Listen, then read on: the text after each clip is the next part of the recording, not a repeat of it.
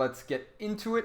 All right, this is the review of Outlaws vs. Fuel. So we start out on Nepal. This was Fuel's map pick as they were the higher seed. This was, in my opinion, a good pick from them. We weren't sure what they were going to pick because when we played them in our match just beforehand, and then when we played them in the show match that we played at the beginning of this week, they picked, I believe, Busan and Ilios both times we played those maps. So we expected maybe one of those. I mean, because we were the lower seed, we had to prep all the maps, all the Koth maps, because we didn't know which ones were going to get picked.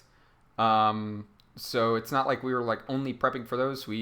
But we had a short week, so it's hard to play all 5 maps. So, but we felt like this was a good pick from them, just because, as I've talked about in the past, this is a map that favors rush comps and fast comps, and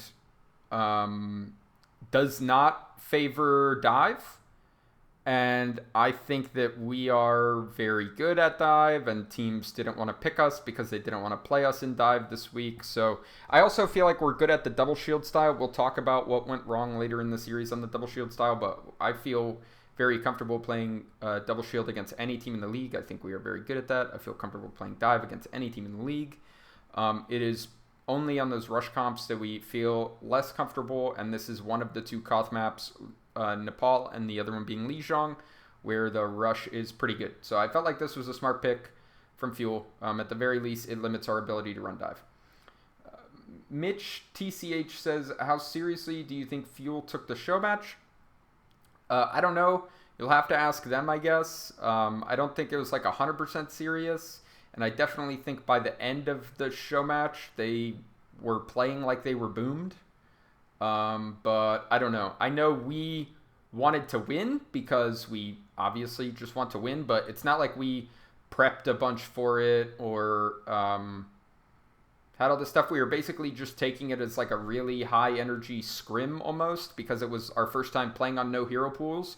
And obviously in this tournament, we were going to be playing no hero pools. So it was more like, let's see what feels good and let's just try and play really well, because we don't want to like waste time because we don't have a lot of time before our match. So I don't think either one was taking it super like mega serious, to be honest, but we definitely were trying to win. We're not going to play in something without trying to win, you know what I mean? So here they roll out on an Orisa Sigma comp.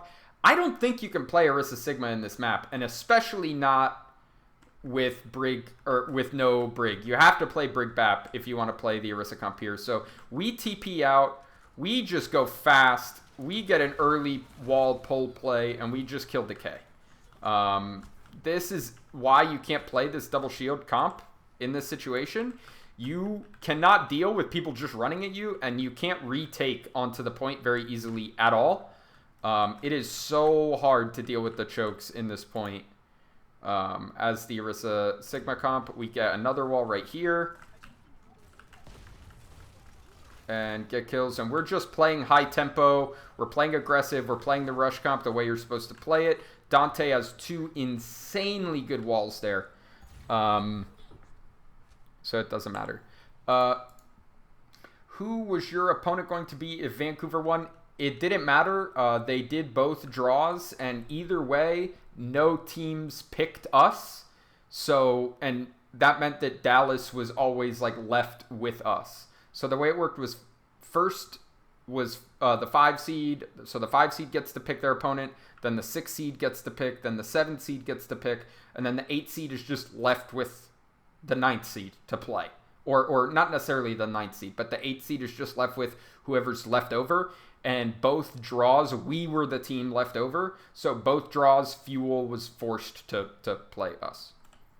So he would have played Fuel either way. All right, so this is where it's hard for their comp to push back in my opinion. They're going to have a difficult time. So we give them the the left side here, and I don't think we needed to do that. And we nano kind of late, but we should still be able to get kills off of this pretty easily. Their team just has no space to work with here. We're just playing, again, fast and aggressive with our Lucio speed. But here, they just don't have space to work with in this comp. There's not enough room in this point for them to, like, spread out and do their job with these heroes. So I really feel like the Zen is not giving them value, and they need to play the Brig so they can stand and fight a little better. This is where we fuck up. We waste our wall when 2 people aren't back yet, I think. Maybe just 1. Okay, the Ana is here. Wait. Yeah, so we have 5 here, not 6.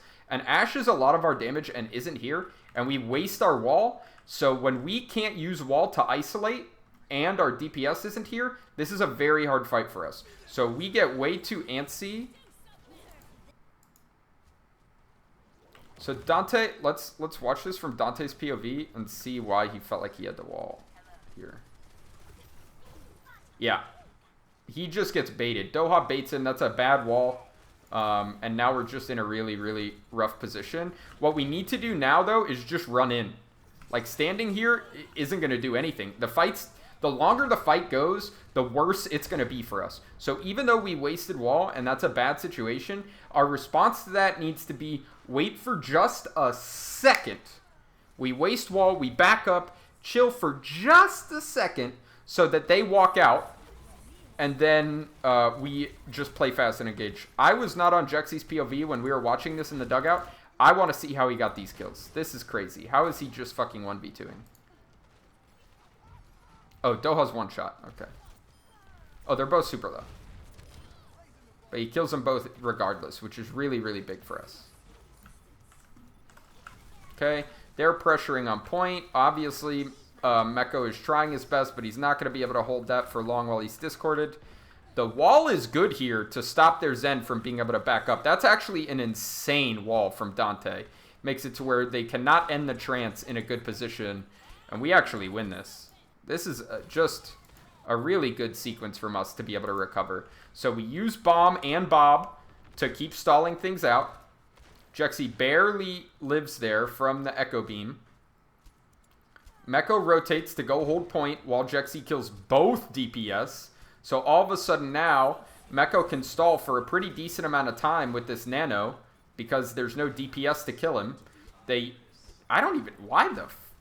did Crimzo trance? Was he like dying or something? Why did Crimzo trance that? That might have been a throw unless he was like dying to our Ashe or something. Let's see. Oh, Jexy actually booped him, so he felt scared being in the open, I guess. But that's a really bad trance, and then Dante gets an insane punish by walling behind, so the Zen can't back up, and then he just ults right after. Dante just played so well this round, actually. Besides that one missed wall right there, he just plays incredibly well, makes it so easy for us. Jexy also, obviously, plays super well. Repel, I don't think dies at all this round, plays safe. Keeps everyone alive, builds nano. We just, in general, played the comp really well. And I was really happy with how we played that map because, obviously, like I said, we didn't get to scrim all the Koth maps, like, a ton. We played every map, like, at least twice, right? But sometimes, like, I think we only played Nepal maybe twice, maybe 3 times, tops, before the match. So, that's... And rush comps with Rein are obviously not our comfort zone or our specialty. So playing really fast and aggressive there and having that work for us was just a really good momentum boost. If he flex support ults came out a lot from all 3 players this match. Yeah, we'll see. We'll see. Why do you think they felt confident in their double shield there? I don't know. Double shield is, especially double shield with Zen, is not the play on that map at all. I think it's just genuinely very bad. Maybe they just expected us to play double shield because we aren't a Rein team. So they were like, let's go to a map where we can get away with double shield and we'll take the double shield mirror. But we're not afraid to play Rein when Rein is like by far the best comp, right? We're not going to just pick a shit comp like these guys are. Alright, so... Oh, hydration is so low when we start this engage. Yeah, we feed this. This is such a bad engage by us, actually. This is so bad. We play this there. Oh my god, Jexy. Jexy, you monster. But we still lose, I'm pretty sure, right? Jexy kills like fucking 10 people. No, we win this fight. We shouldn't have won this fight. This was so bad. This is actually a throw. So, let's talk about this. First of all, we're running in when our Rein has like 200 health. That is never good.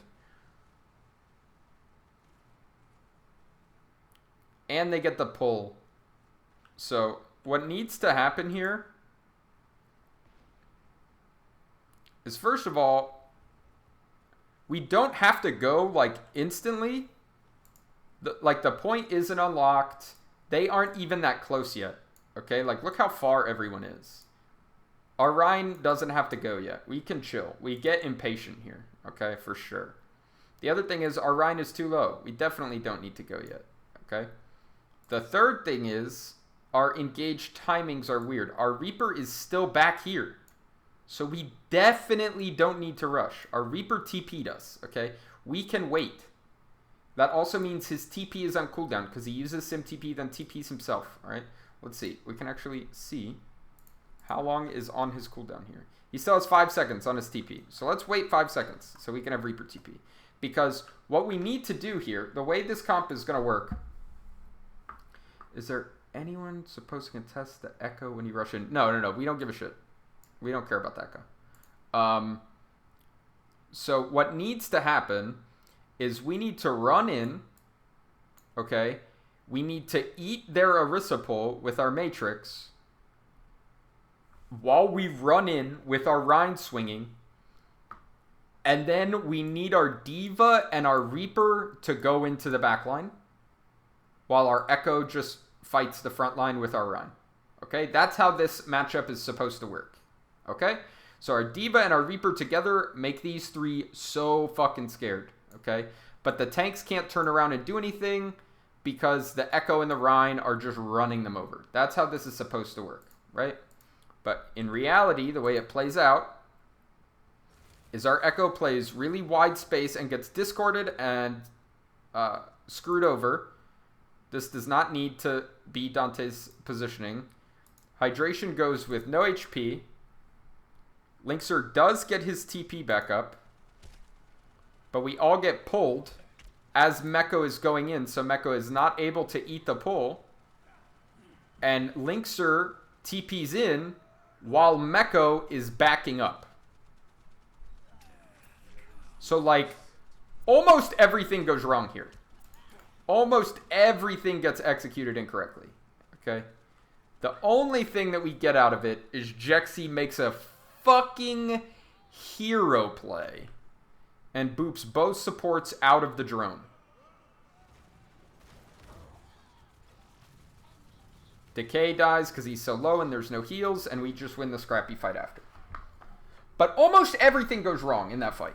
But we win anyways because Jexy makes a hero play and because our comp is good at just playing aggressive, playing high tempo. You just get value from playing that way. So they retake from high ground, which is expected with this comp. They're not going to like play in main or something. Whoa, this is like a really early coalescence. We shouldn't call until someone drops. We should not call until someone drops. We just call for no reason. And they just vibe and kite the call. And then actually get a kill. This is an unbelievable throw from us. That was so bad. So bad from us. We are just too antsy here. We are too anxious. Like, look at this shit.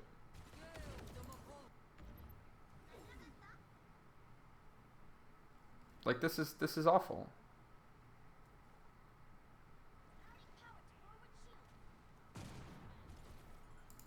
Like, we have our Echo behind. We have our Reaper here.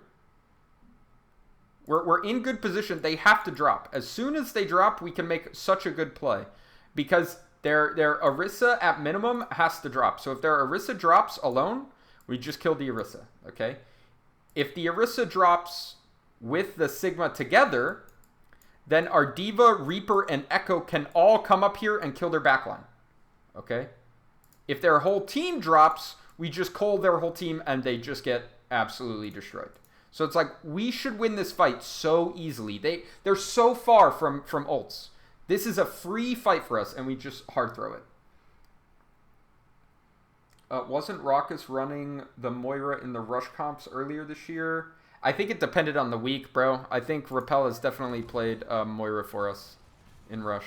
But when it was Doom Reaper, we liked using Raucus on the Moira just because he has a lot of experience on that comp, on Doom Reaper playing Moira. That's what he played in the World Cup, when USA got that gold medal, you know?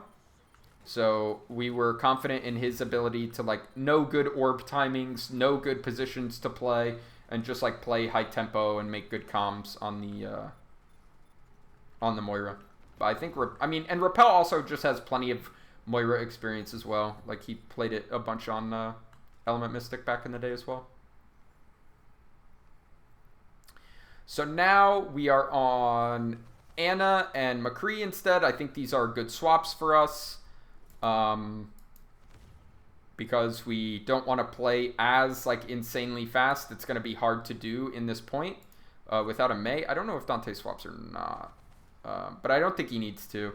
I think this comp is actually very good into theirs. The problem is they have 6 ults. They literally just capped against us, and we swapped 3 heroes, so we basically lose 3 ults. I mean, we already used Cole anyways, but we basically lose 3 ults.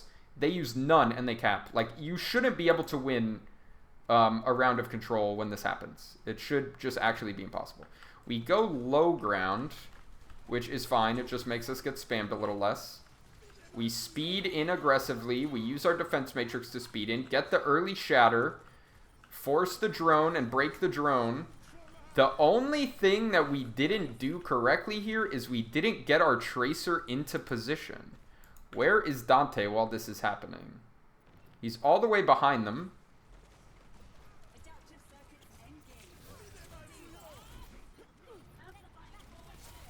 And he's just going... Actually, he was in good position. He's just not going at the right timing.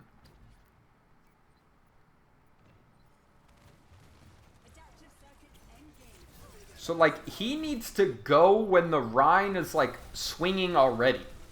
Because that way people can't, like, turn and look at him and deal with him at all. But they have a lot of ults, like we said. They use Echo ult, they use Bob, they use Flux, they use Square. They use 4 ults here to win. We use just Shatter. So that's good for us, right? Even though we made that big mistake last fight where they got the retake against essentially 3 ults because we make swaps. It's okay because we force out 4 ults for just the Shatter here because Hydration hits that good Shatter and we play with high tempo. So this time we go bottom again, but we say let's push out in main this time so we'll have less space to cross and they won't be ready for it. So we go 3, 2, 1 speed. We run out. Dante is again across from us. Looking at the tanks. He's so close to his sticky. He wants to stick a tank if he can. Now he's trying to push the Echo out. And really we just need that early pulse bomb value, honestly. They use drone and trance at the same time, which is really bad. So that allows us to just kill them all, basically. But we have to use Nano, Beat, and both bombs. We use so many ults to retake here. And that's the big issue for us, is now we just don't have very many ults. They also don't have that many, but they have multiple fights to be able to build their ults up and to recap this point. So, let's see. So now they go top again. Again, exactly as we expect. This time we're not hard feeding. We can give up space here to this Bongo. We can just play the backside of point and stall for time and then make it last fight. This is great from us. Now we speed in. Oh, and Linkzr just gets picked. That's so unfortunate. All right, so let's see what happens here. Let's watch it again. Okay, hydration's low. That's okay. We're close to Nano. We speed in. Dante isn't really in good position, and Linkzr just kind of pops. Let's watch it one more time from Linkzr's POV to see what happens to him. He's full HP when we call to go in, right? Yeah. Okay. No, he's 150. No, he's full. Yeah, he just gets popped. There's not a lot he can do there. They just find good shots in a very small period of time to kill our McCree, and we can't get the engage. But, like, when they use the bongo here, we have to give up this space, and that's fine. That's okay. But we have to have a better re-engage than this. So there's a few different ways we could do that.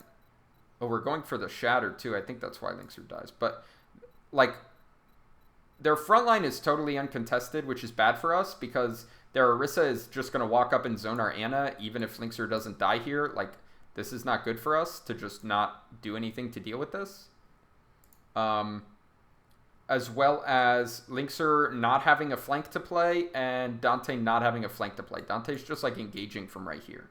So we want to be able to play wide space as much as possible. So I think if Linkzr had started going this way, when we were getting ready to speed in, that'd be good. And if Dante had been underneath them on the Mega, that would have been a best case scenario for us. But we weren't able to hold the space that we wanted to because the bongo pressured us and we just didn't react the way we needed to. McDastpa, thank you for the follow. I appreciate it. And then we just get stalled out. And we're not going to have enough time for a real retake because we're getting staggered. We have, I think Repel was behind here or something. Someone besides? Yeah, Repel's behind. Dante gets the touch. Repel runs all the way around the map. Gets the nano off onto Linkzr, but we're just too split. Hydration's on ball so we can get back fast enough. Dante's dead. It's just so hard for us, so... yeah, just the story of us using too many ults in some situations and then not responding correctly to ultimates in other situations. We don't play the space we need. Alright, let's actually jump forward. So here, both teams opt to use Symmetra, but we use what in my opinion is the better comp with Baptiste. And we also do the better rollout going top. Going point first is like a fucking throw, man. What's the point of going to point? Like, what do you get from being here before us? Like, it does nothing. All it means is like when we try and push in to fight, right? Like you can wall us, but the thing is you have to stand on point and we just spam you and break all your fucking shields and shit. And get pull fire strikes while you're standing in the open. And like, okay, we hard throw. This is a terrible, terrible wall. Absolutely terrible wall. But it doesn't matter because their Mei is already dead. Because they got pull fire strike. Because they're just standing in the middle of point for no reason. Why would you go point with this composition? It's so dumb. It's so good at fighting top. Okay, so the reason why we always go top with this comp is you sim TP, you have sim and Lucio. So there is no comp in the game that can get there faster than you, okay? So not only do you have the fastest rollout in the game, you have a Mei wall. So you get to run in and you get to wall this, or you get to wall this, and just totally choke them out and take all the space. I have no idea why you would play this comp and not take advantage of that. I have no idea why you would play this comp and go point. It's actually so fucking stupid. Here we get a bad wall. They break it and push through. They also get a pretty bad wall, but this pull dynamite is disgusting. This destroys us. Oh my god. So Repel actually gets picked first. I totally forgot about that happening, but... And we wall like we're gonna kite or something, but they just pull Fire Strike and get an off-angle dynamite at the same time, use their coal. They didn't even have to coal, bro. That fight was over. They rolled us, man. When Repel got picked and we threw our wall, whew. Is going here a false equivalence to trying to take Night Market point first to establish the hard point? You mean with like the sim comp? Like why do sim teams go to point on Night Market and not here? Okay, well the difference is on Night Market you can't run like across, like, so whatever, Night Market, there's like the point is in this building. Then there's like the courtyard garden area. And then there's like a giant open space. So there's nowhere for you to go wall and choke the team out. Right? So the only place to get wall value with that comp is in the chokes on point. Here, wall value is insane. It's so good.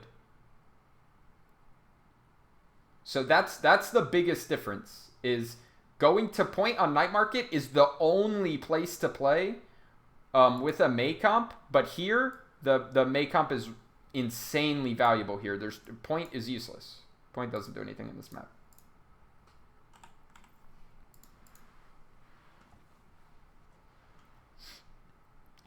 All right.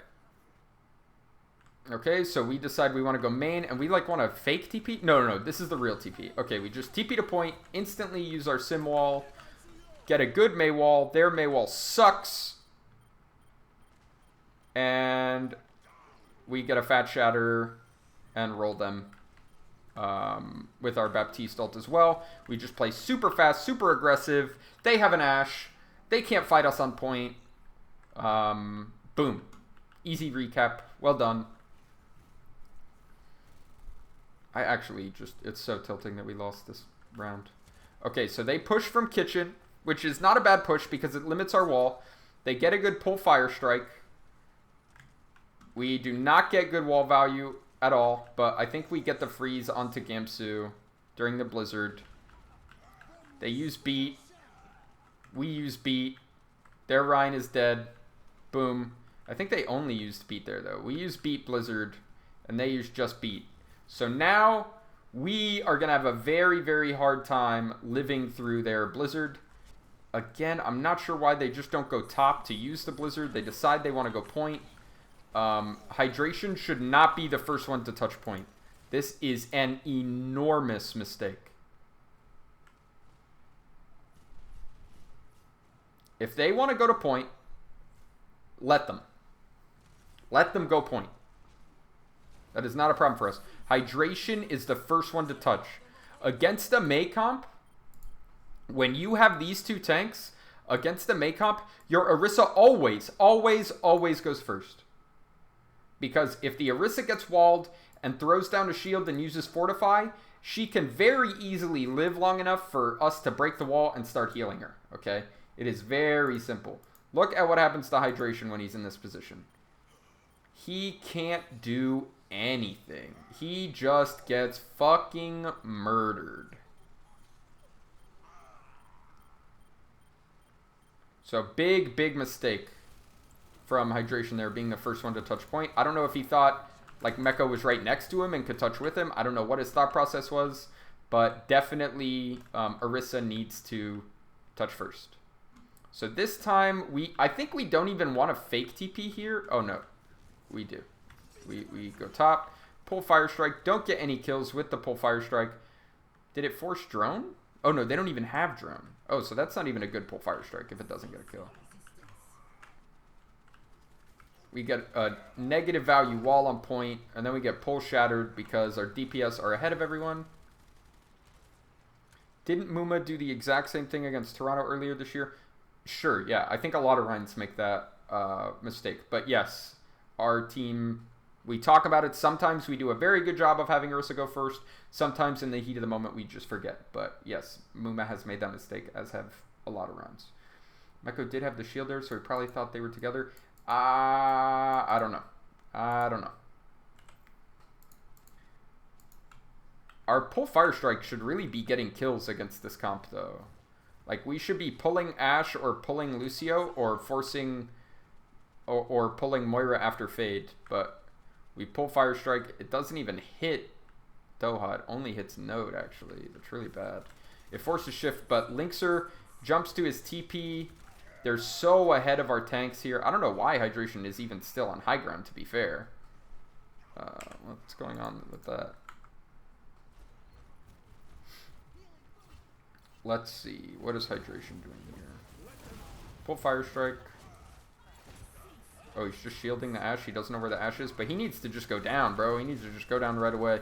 We get pull shattered there. Our DPS, regardless of what Hydration's doing, Linkser is too far forward. Definitely out of position. We just get rolled. Very unfortunate. Pull Fire Strike is so good against their comp when they don't have a Baptiste. We try and use TP here, and they wall it off. So we just use Sim Wall to like divide the point in half because we know they don't have Maywall on point. This was a really good heads-up play and an adaptation in the moment. When they, like, our plan was just to TP, and they fucked it up. And we made a really good adaptation. Okay? Now, Note is by himself. We realize that Gamsu's going for a flank. Hydration gets a great counter pin. Okay, where's their Ashe at? Their Ashe is also surrounding and flanking us. So they're doing a good job of doing what you're supposed to do in the situation, is surround and flank. And they're able to use their Coalescence and their Ashe damage to kill our BAP, and we lose. How do we not kill Gamsu, actually? That's just tragic. But, like, look, their plan the whole time is to surround our backline here, which is good. But we just need to, like, go way more forward with our W here. How is Gamsu living, bro? How is Gamsu living? This is insane that he lives here. And that's GG. When our BAP dies and their Gamsu does not die. Oh, and we didn't... Oh, we shattered right before the shield broke. We used Blizzard, though. So we're back in it. We get a couple kills. We're so low without our Baptiste, though. Hydration is 1. He's just holding shield. Jexy's trying so hard to heal. Oh, Jexy. Oh, this damage orb is so good. Jexy dies. So now we have no heals left. Hydration's just been perma-shielding. Dante got a big pick. I think he gets another pick. He kills Doha here, I'm pretty sure. Yeah, he does kill Doha. Hydration trying to zone. They get the Maelt. Meko stays on point like the hero. Dante should have ice blocked on point, though, for sure. So Meko didn't have to die. And then he gets booped off. It was so close. We would have won if we didn't get booped off. Dante just needed to use his shift on point, but we just made so many mistakes here. It's not like it's all on Dante, but... Pog, another VOD review. Thanks, stream. Yeah, no problem, man. No problem. Alright, map 2, Blizzard World. Our pick. We picked this because King's Row, we felt like we couldn't play dive like under any circumstances there, and double shield is like sometimes okay, sometimes not. And those are the two comps that we felt the most comfortable on. The skill orb from Crimson. Yeah, that was I mean, it was good. It was a really good damage orb. So we didn't want to play King's Row, and I keep forgetting. Oh, Hollywood. Hollywood's like super dive centric, and we didn't have a problem picking Hollywood. We just had a cheese strat for defense on this map, which is why we picked it. It's actually painful how winnable Nepal was. Yeah, we should... No, we should have won 3-0. It should have been a 3-0. We threw Village so hard. We win this map despite almost throwing it. And then I don't even remember what the third map was. It was like... not Rialto. Rialto, we got boomed by the end, but it should have been a 3-0. Okay. Do y'all get to choose attack or defense? So, Fuel was the higher seed, so they chose the first control map. From that point forward, it's loser pick. Okay? So, loser pick means that we get to pick Blizzard World, and then that means that the team that doesn't pick the map picks the side. So, we picked Blizzard World, and then Dallas picked to defend first. Any opinions on Hydration over Muma? I think they're both really good. I think, obviously, Muma has, like, way more experience on the role and is better mechanically, I think. We used Hydration for the tournament because we used him the week before, and it was a very short week, and we felt that the meta was pretty similar to the week before. The reason that we used Hydration the week before was actually because...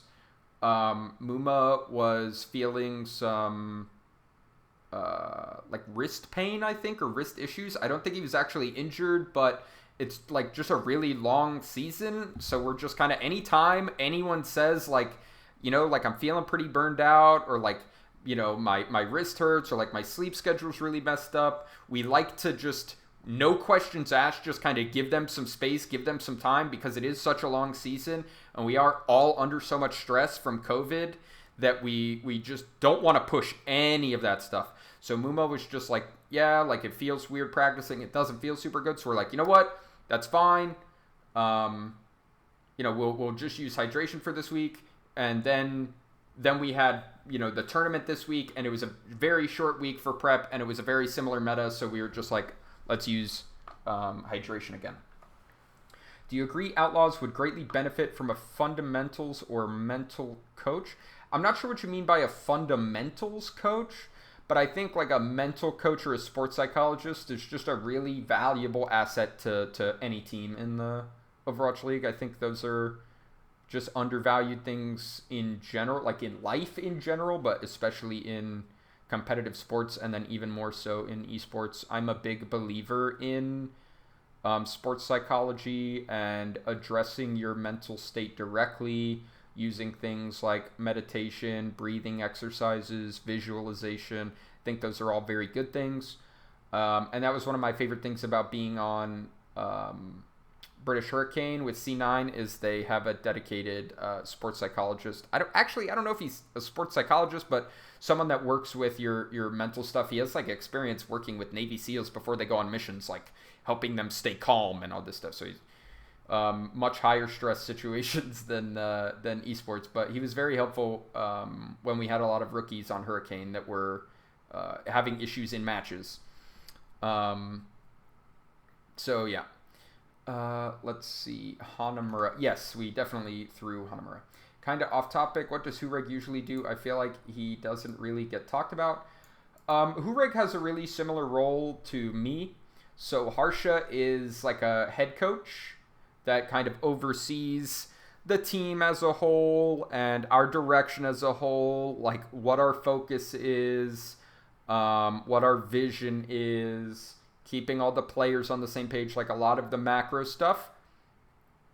And then on the smaller scale stuff, Hureg and I are like really, really heavily involved in strategy and in one-on-ones with players to help them. And Harsha still like does those things, just has so many other things to balance that we do more of that stuff. But Hureg and I talk a lot about strategy, about what comps we want to play, about how we should play the comps, how we should use cooldowns and stuff. And then we talk with the players about doing that in-game. Okay, so this map, we like the dive a lot. This is our dive comp that we play here. We can also play it with Ashe instead, or Ashe on Linkzr and Tracer for Dante. It all just depends on how we think the opponent will play the matchup and what backline they have. Here they have Zenbap, so we say we can very easily play an aggressive dive into this comp. Dallas very, very quickly gives up this first high ground, which you definitely can't hold here, but I think they give it up too quickly. They give us way too much space to just set up our dive instantly without poking us. It's actually kind of bad, I think. And I also think committing to this high ground is weird. They need to hold some space like forward a little bit. Like their Orisa needs to be here, bro, and their Sigma needs to be like here. They're just not holding any space. We get to walk so far in because of where their tanks are playing. It's kind of bad. So like there's just no threat. We just get all of the setup that we need. It's really, really not a great play from them. And Linkzr gets super aggressive early. Does end up having to recall out, but it's too late. We've already gotten a kill. Their comp can't win anymore as long as we just don't feed. We play smart underneath the point with our LOS, and they just get rolled. Like the fact that they just let us come in from here and here for totally free, all these three spots for like there's just, they cannot play the comp that way. Their tanks have to hold more space. We will just kill them every time. Every time. So now they make 3 changes. They go, they put Decay onto Tracer so that they can mirror our DPS and look to brawl. They also have a Brig and Ana in their backline, so their backline's a little more resistant to dives. But the problem with this comp now is they only have one. Like, these are both okay nano targets, but they aren't great. And they don't have very high damage. Like, we have a Zen, so we can kill shit. They are not good at killing shit in this comp. Who's the best Echo you have played in scrims? I don't know actually. Who are the good Echoes in NA?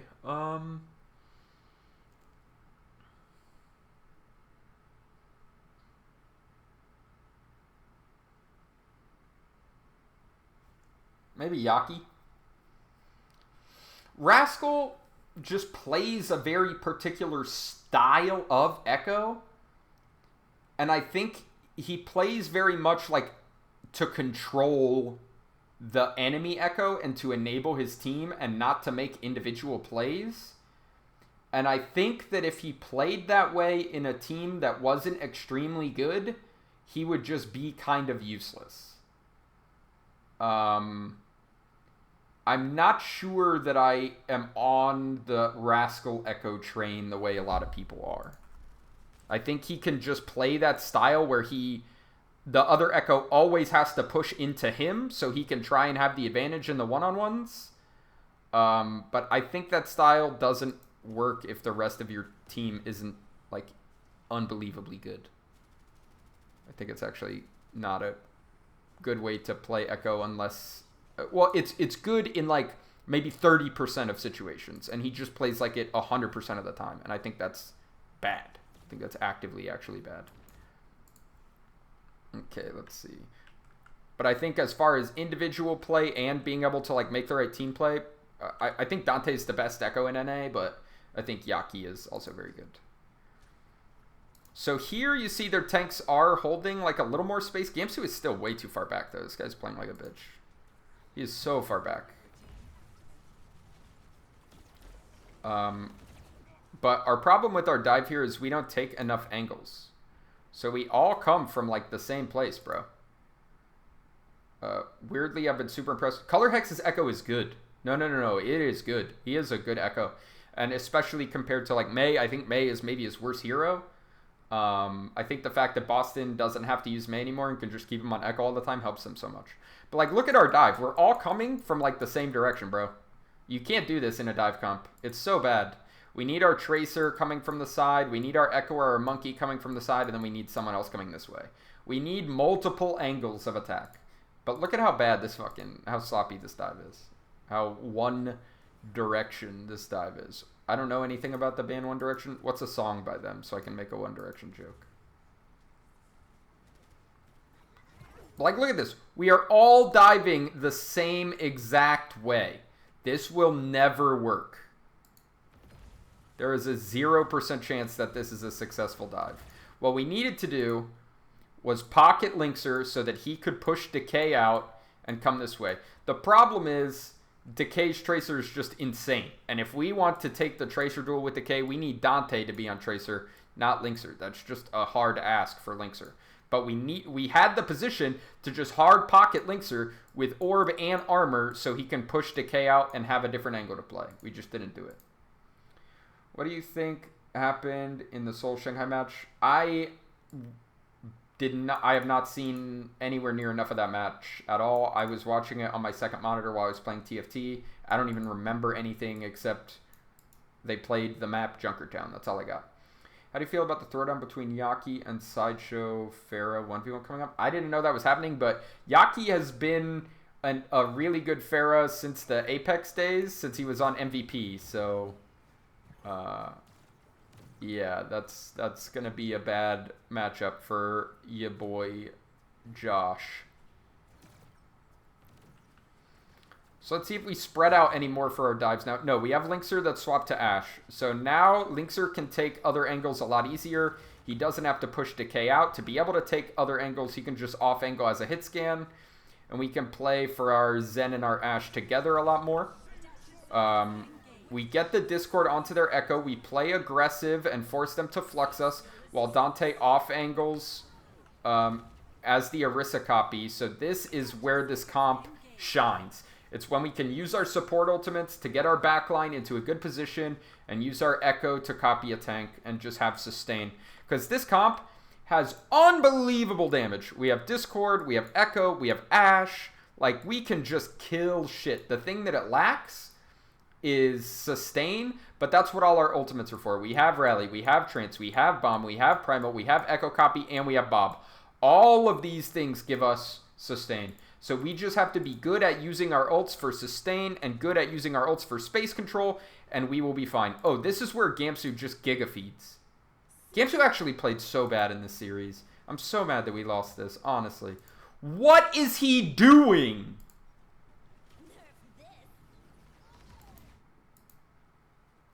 Unbelievable throw. Great bomb timing from Meko. He did not have to push out yet. He just walked out and fed. That was insane. That was so bad. If Sideshow wins, Mayhem will give him a 2-week contract. If Yaki wins, Sideshow has to refer him on air as Lord Yaki every time for the rest of the season. Well, we better hope that Sideshow doesn't cast any Mayhem games, because he's going to have to say that shit a lot. Because whenever Mayhem plays, you spend a lot of time talking about Yaki. Okay, third point is where our comp is a little harder. They open up with a good nade. But we just insta-kill this. How do we even kill the Ana that fast? Does she get? There's no way that we have LOS to get a Discord on her, right? Like, what? Oh, Dante hard flanks. Dante is so good at finding flank value on Echo and being in weird spots. So here we go. Crimso just uses nade aggressively. Even though they're rallying, we insta-kill their Ana. We still have Primal and Bob for more sustain. And we use Rally. Actually, we probably did not need to use Primal, Rally, and Bob. That was a throw, I think, actually. Now they Flux. We do not have to... Oh, no, we do Trance just because Repel's taking damage. And Linkser still dies to the Flux despite us trancing. Where is he when that happens? That's a really bad thing to have happen. We trance and still die in the Flux? Ugh. That's so bad for us, actually. So now we're kind of screwed. We're down our Ashe damage. We don't have any sustain ultimates. So now it's going to be a little while. Wait, didn't Gamsu have to touch? He didn't have to touch yet. He touched way too early, and that's why he died. His team couldn't help him.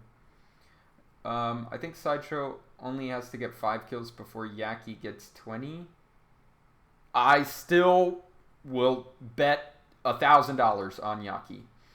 EEC29 subscribed with Prime. Thank you so much, EEC29. I really, really appreciate the support. I'm going to keep streaming all week. Okay. So now we're at a hard spot. We don't have a lot of ults. We don't have a lot of good sustain options. We need to just get a Discord and go ham. Try and force some ults out from the enemy team. We go ham and we force Bob, and so we forced both DPS ults just by hard diving. That's pretty much all we needed to do in that situation. It was going to be very difficult for us to win that fight. So we do that. We swap to the double shield, and we keep the Zen Brig because of the support ultimates being up. Hydration just dies here, which is unfortunate. They use Bongo. That's okay, though. They have Flux. We really need to be able to use our Trance to live through this Flux and just hope that they don't get a... Oh, that's a really bad play by Dante, actually. Holy shit. And hope they don't nade us. This is a really way too fast of a play from Dante, I feel, coming in like this with his Echo and copying Sigma. He's not in a good position when he gets the copy. Like... He just flies in and has to copy, and now he's just playing with where our Sigma and Orisa already were. That's really not that useful. Look, he's not getting to build his Flux, like, at all. It would be so much better if he was playing on an off angle so he could spam and build his ult. He doesn't get to build it. We do get to kill Decay, which is really good. They Flux and don't hit anything except for the Bob. We killed this Nano Echo just barely, I think, with the Trance. Yeah, Repel shoots his foot as he runs away. And all of a sudden we can win now. We just Trance aggressively with a Discord down. And the fight's over. Really, it comes down to us getting that big pick on Decay, and then their Nano Echo not getting any value. But if their Nano Echo got a kill or even 2 kills there, we just instantly lose. It's just totally over.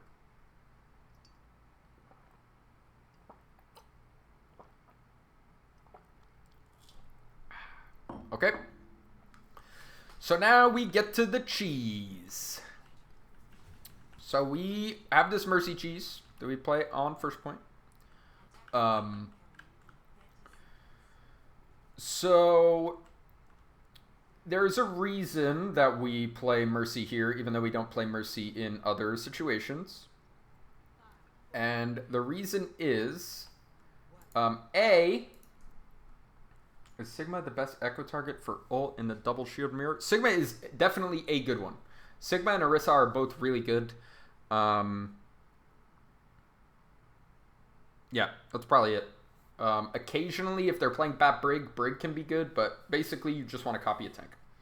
I feel like I saw some really cool off-angle copies on the Sigma from Fleta and Ivaniaki. Yes, that's what you want to do. I wanted to ask in regard to the Lone Star Showdown, how much prep was put into the match compared to a normal OWL match? None. We did not prep. We had a match like in OWL like the day before. We were prepping for OWL. Well, that's not true. That's not true. There wasn't none. I spent like 3 hours the morning before writing down what comps we wanted to try on all the different maps and what the win conditions of the comps would be, and then we went over them before. As a team for like an hour, we did like a little VOD review before to talk about like in no hero pools, what are the comps we think will be good, how do we play those comps, but like that's it. Nothing more than that. Okay, why the Mercy pick? So when you're playing double shield, okay, you want to have these DPS unless you're doing the Tracer comp, which I don't think you need to play on this map, or on this point rather. The Tracer comp is good though.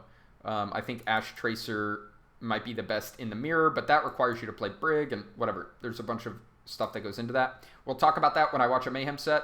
I have a lot of feelings on Mayhem's comp and why it's good and why it suits them, and I like what they did a lot.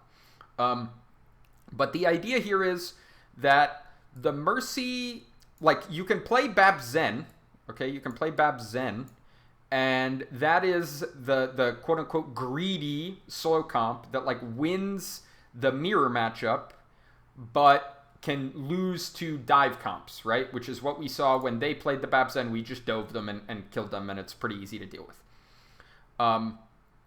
Then there's the Bap Brig, which if you play can beat the rush comps, the Rhine, because you can be a little more broadly and try and survive, and you don't really want to dive into Bap Brig. It's pretty hard. So the Bap Brig you can play on defense, and it's pretty safe. But if the enemy team just picks Zen, picks the greedy comp with Zen, they're just going to win, right?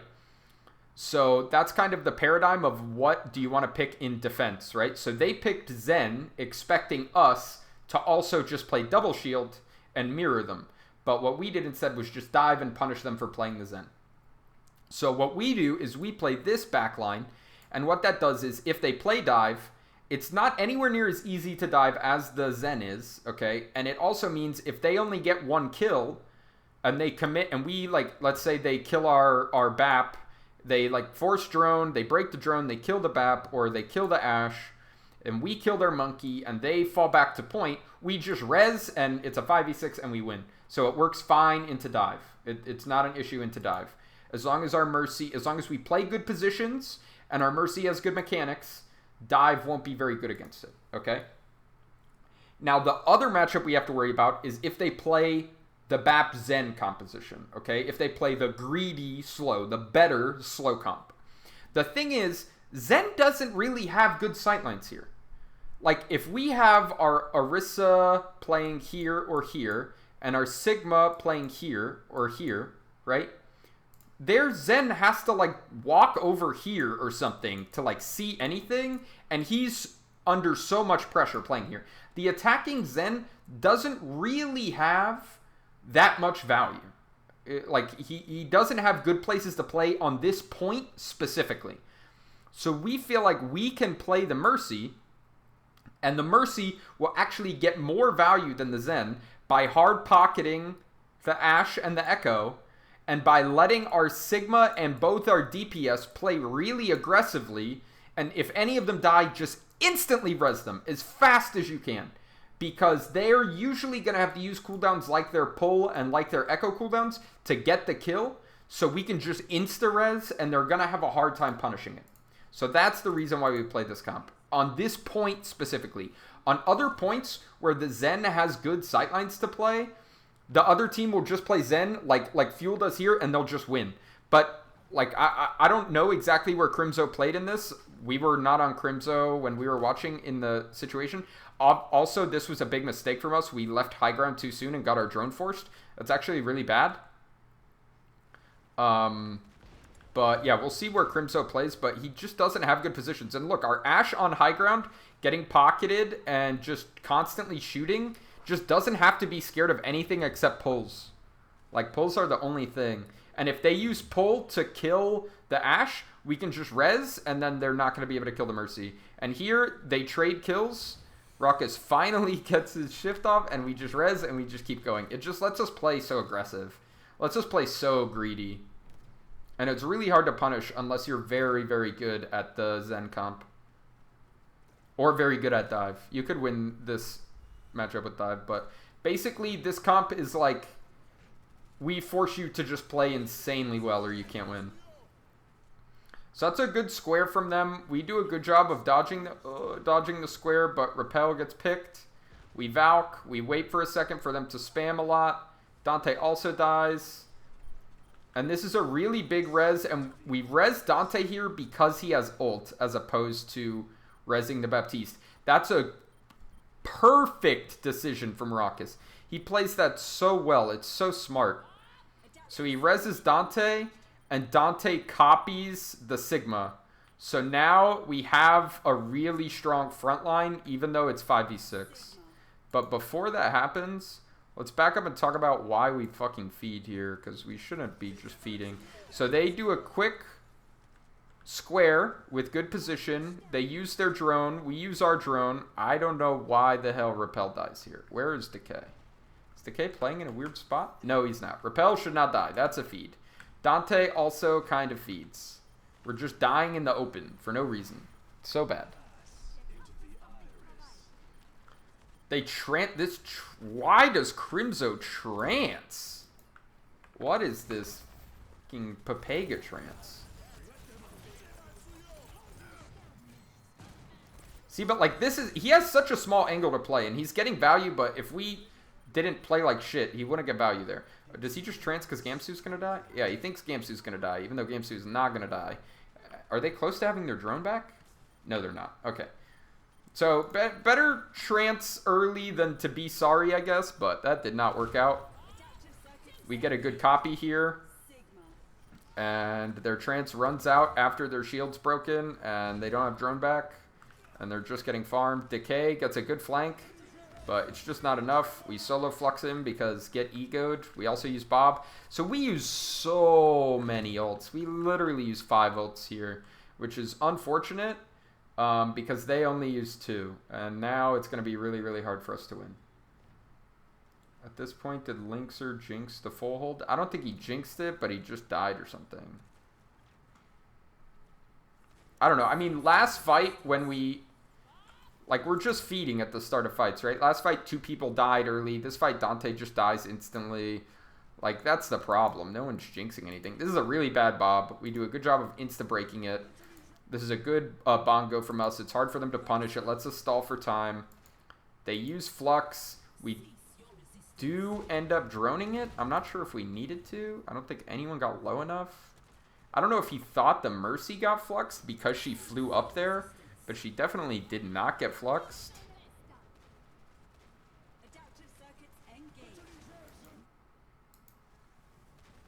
Maybe worried about Dante dying, but we didn't need to drone this. If we didn't drone this, we probably win this fight. But we droned it just to be safe. Oh no, I think, did we win this fight anyways? No, we can't because we get capped on.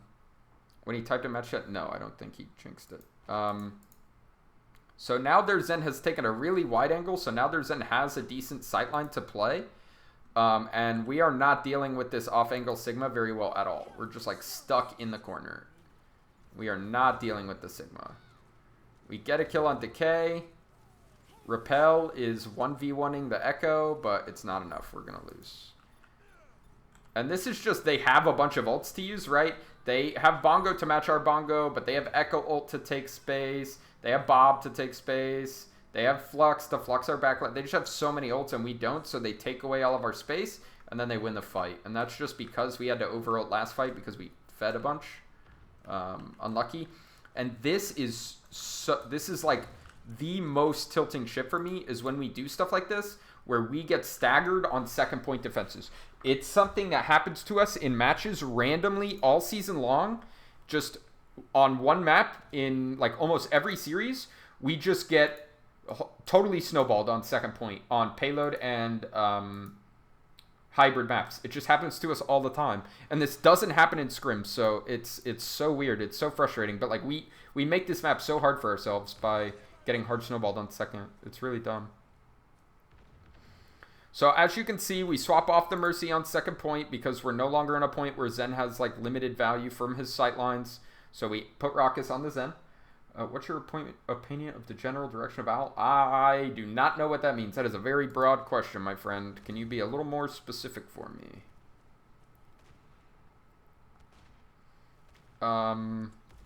So we're fighting for high ground. They get the Flux off. We already had to use our drone. So they used Square first to fight us on high ground, to force our drone. Then they used Flux after to punish us for not having drone. Good play. Dante just happens to die in the Echo 1v1, which... why does that happen? He's flanking behind. He forces their drone, which is really good. I think they know he's playing here or something. Or he goes back in, and when he flies out... yeah, he's leaving, and they know he's there. So they... oh, that peek! That's a throw. I do not know why Dante flew up there. That's a big feed. That is a big feed. And then, in a minute, the rest of us feed. Look at this peek. What are we doing, dude? There's only 4 of us. What are we doing? And we peak so far. Like, oh, this was so tilting to watch in the dugout. I was so mad. But, like, if we just want to walk up, go for a pull, see if we can force a drone or something, and run back, that's fine. But look how greedy we are. Look how far we push. Meko and Raucus just fucking feed. We just get snowballed. Now we just only got one fight on second point, and we lost that fight because we were out of position and fed.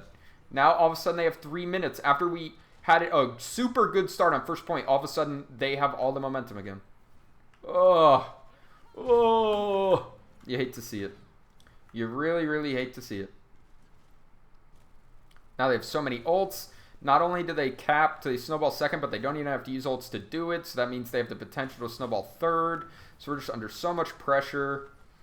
Their Echo is holding space top right. We just pull here. Bob early. The Bob's just going to get burned down. We drone early. Doesn't really get any good value. We're able to break Doha's ult, but the drone isn't really good. Thankfully, Linkser just gets a pick. But otherwise, this would have been really hard for us. We trade a bunch of ults both ways. Let's see. We used 1, 2, 3, 4 ults. They use 1, 2, 3, 4 ults. Fine. And I think we keep the Tracer here. But if we want to play Tracer, we need to go Brig, in my opinion. But we don't. So here, they use Bongo. So this is a good play from them. They use Bongo and Pull to force our drone. They just need to live for a second through our pull play. I don't know if they do live. I really hope Decay dies here. But this is what happens when you don't have we do have trance, but it's so good for winning or forcing trance is you use one ultimate like Bongo or Bongo or Baptiste ult to force the drone. Then the drone runs out, and then you do a pull flux after. And pull flux is so good if drone isn't up. It's so good. Is there a main shot caller on the team during matches? I I mean, always our main tank like does a lot of calling, so Hydration and Muma. Dante also talks a lot about where he wants to position or what he wants to do, and Raucus helps a lot in comms as well. But it's really everyone has to be able to talk about what ults they want to use and where they want to position. We want everyone to feel like they get to contribute and be a part of it. So it's not like a really hard set solo shot caller here. Wait, how does Raucus die, bro? He has trance up. What happens? What the fuck? Alright, I'll after the round, I'll talk about it. McPasta. So Doha holds this position a lot, and it makes it hard for us. We really needed to like push him out of this position. It's very difficult to deal with, I think. So where Raucus at? Why does he just get popped? Because Decay is dead, so he shouldn't just get one tapped. He just gets... Does he even get pulled? What happens?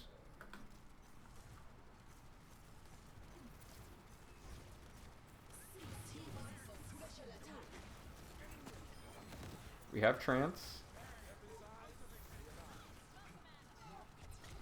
No, he literally just dies to Gamsu damage.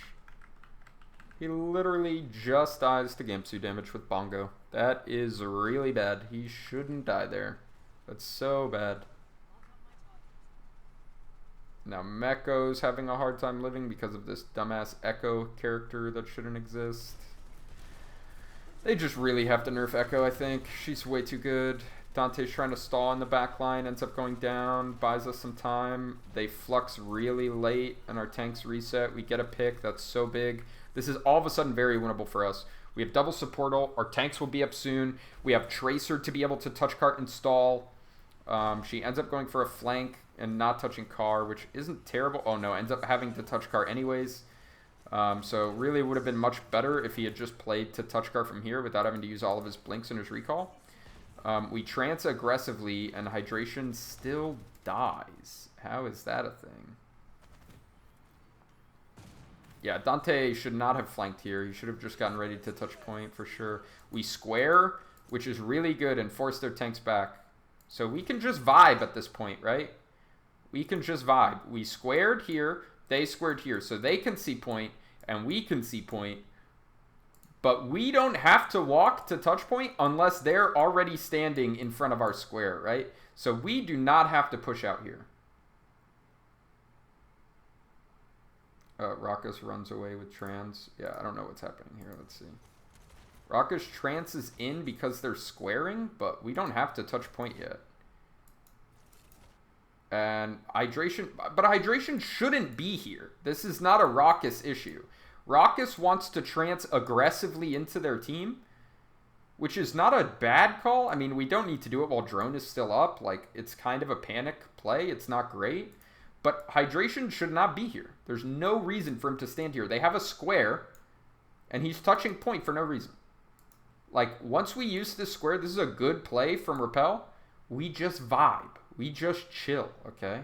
That's all we have to do. Instead, we get antsy and we lose Hydration. And now, all of a sudden, this is unwinnable for us. They get good pull, rock, like Echo Beam, and it's GG.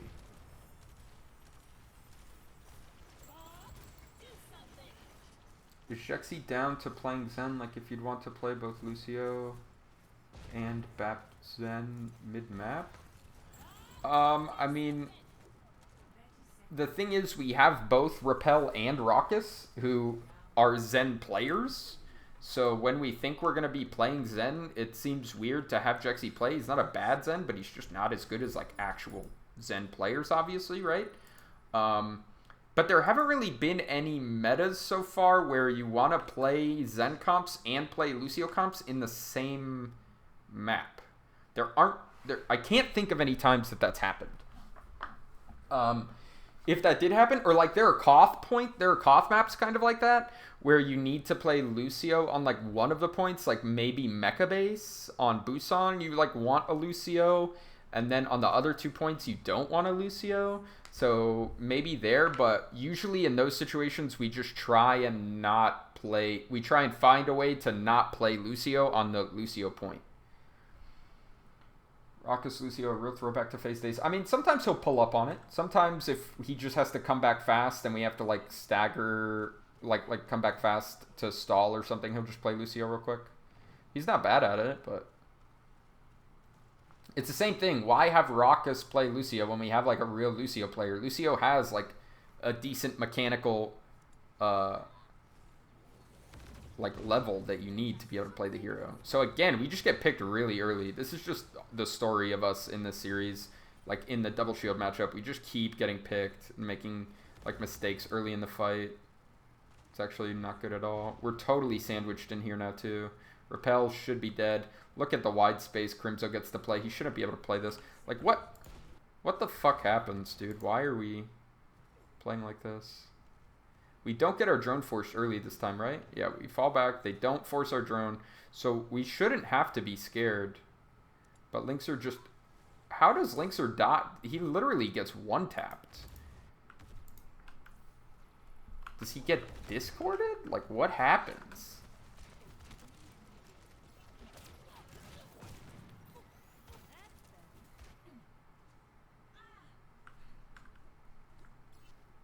He dies so fast. Like, you should be able to take one pop shot here. Yeah, he does get discorded. Wait, no, there should be a Zen assist if he gets discorded.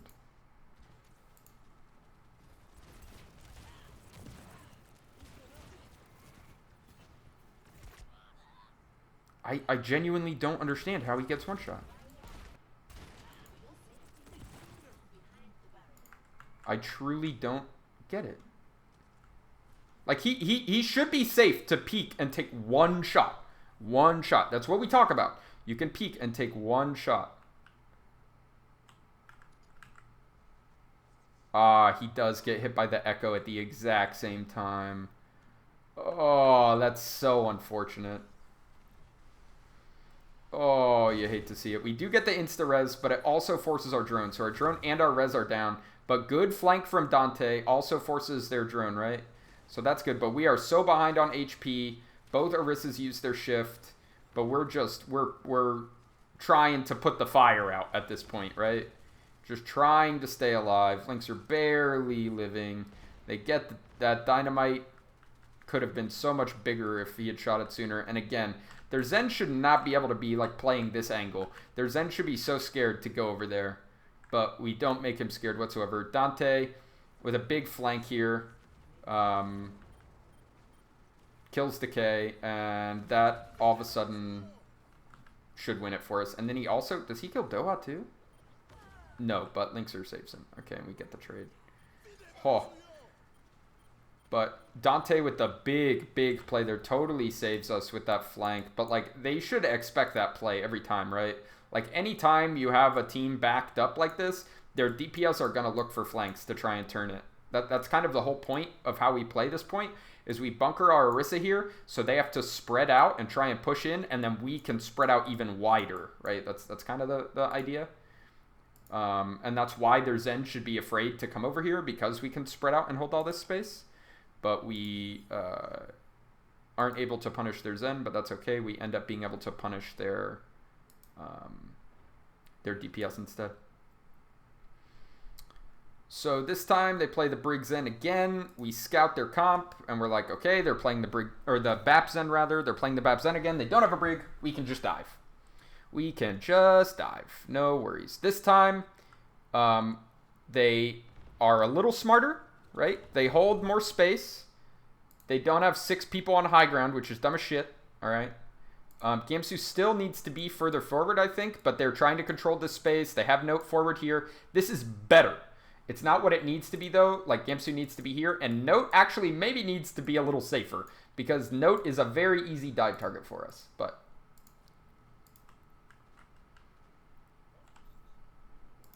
But the big thing they try and deny is this flank, right? They don't want to let Linkzr take it, but we don't even send Linkzr. Oh, no, Linkzr is... No, what? Where is Linkzr right now? Oh, it was bugged. I was like, that doesn't make any sense. How could Linkzr be there? No, Linkzr went around the other side where Meko did together, okay? So they were expecting our Tracer to be here, and they're trying to deny our Tracer, because that's where he went last time.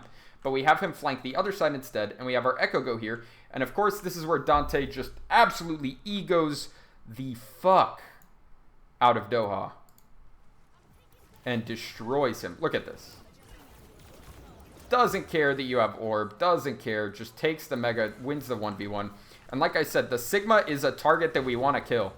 Sigma is a dive target. Like, we just discord the tanks and kill them now. They shouldn't be able to live at all. And we kind of choke this. Honestly, if it was anything more than one tick, we'd probably lose the long fight. But we get a quick pick and then instantly dive the tanks and they can't touch point. If you scout and they have a brig, do you just switch to the double shield Babzen? Yes. That's why we scouted beforehand. You see, like, if you see at the start of the round here, we scout. Hydration goes out on ball and looks at their comp. Like, let's see what he can see here. But that's why he starts out on ball. He wants to scout. He's like, oh, I see them on Babzen. We know what comp to play. But yes, if they had been on Bat Brig, we would have just played the Zen comp. Dante timed that health pack pickup so well. Yes, it was very, very good. You don't have any sub emotes? What am I supposed to do with my channel points? Yeah, I don't have any emotes at all. I don't know. I'm bad at this streaming thing. I just started doing it regularly. I usually just do it for fun, but I'm going to try and do it more during the season. Thank you for checking out the stream, by the way, Bonnie. I appreciate it. Stan Jexy, Stan Repel, Stan Meko. I am down for all of this. My message is highlighted, yeah. Okay, so they pick Hanamura. The other two CPs are Volskaya. And what's the other one? What's the other 2 CP, guys? I keep forgetting. And Anubis. Okay. Yeah, so I suspect that they picked this map because the other two 2CPs are good for dive, and they don't want to let us play dive. Which, fair enough. We're good at dive. They aren't. They don't want to go to a dive map. Can't blame them, right? No worries. Okay, so here we go. Hanamura. I don't know why the fuck that they're playing double shield here. It feels so dumb. Dante feeds a little bit. Let's be honest. Yeah, this is actually terrible. So let's look at why this happens, because it doesn't need to happen. All right. Once we know they're on double shield, Dante doesn't need to be here. So Dante is here in case they play dive, like you start out over here or here in case they play dive, because usually when you dive, you use this window to get someone in. Either your tanks or your tracer or someone uses this window to get in. The maze there to stop them, while we have other people that can stop them from going this way. Okay? So that's the idea. But once we know they're on double shield, he can play like right here. You know what I mean? Or even come play over here. But he's just kind of playing in the open, and it's pretty bad. It's pretty bad. Or there's a clutch lamp from closer on this map. Maybe. And then we don't get any wall value. They bait the wall out. You hate to see it. You hate to see it. Wait, why are we saying F? Is the stream okay? So Dante pushes out. Just gets blown up. We keep playing aggressive anyways. We really just need to like hard fight them here. Big pick from Linkser. They don't have a good way to contest him at all, outside of having Decay look at him. Decay is dead though. Closer dies. So Jexy getting the kill on the Ashe is actually so big for us, honestly. Dante's back on Tracer so we can recontest, and we clutch. But this is all basically Dallas misplaying. There's no way we should have gotten that many picks. Like, we got so many individual outplay picks. You really, really just that, like, whatever, it's our team getting the outplays, but, like, you hate to see a team, like, win a fight just because the other team gets really sloppy, even though they're super, super ahead. That just shouldn't be happening. So now we're on Tracer, so we can't wall the choke anymore, so they feel comfortable crossing, which they really shouldn't. We can still just speed into them here, and that is exactly what we do. Good nano, good defense matrix from Meko to get hydration in. He gets the shatter. We demolish them. You'll love to see it. Hydration maybe didn't need to die there. We chase down the Ashe. Good job from us.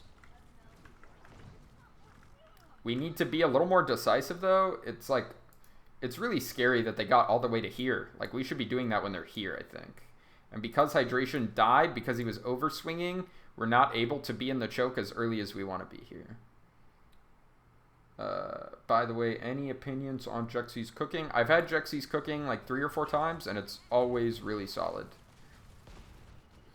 Okay, this is an early pulse, but it's not that early, and it forces drone. That's all we expect pulse to do in this comp anyways, is force drone. So we force drone early in the choke. That's really good. They bongo, and we just need to push in. Like, I don't care about the bongo. We need to fight them here, because as soon as we start having to fight in this open space, it's really hard against their comp. They just have too much damage. So we chill for just a second. They put down their shield. I believe they put down their shield before we go in.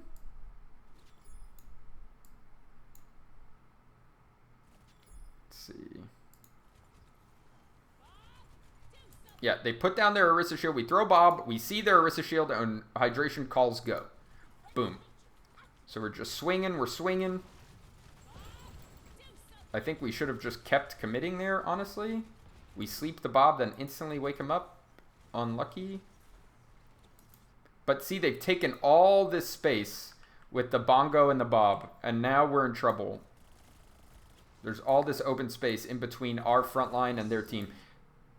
What the fuck is Crimzo doing? There is no way he had to trance that. There is a 0% chance that that's a necessary trance.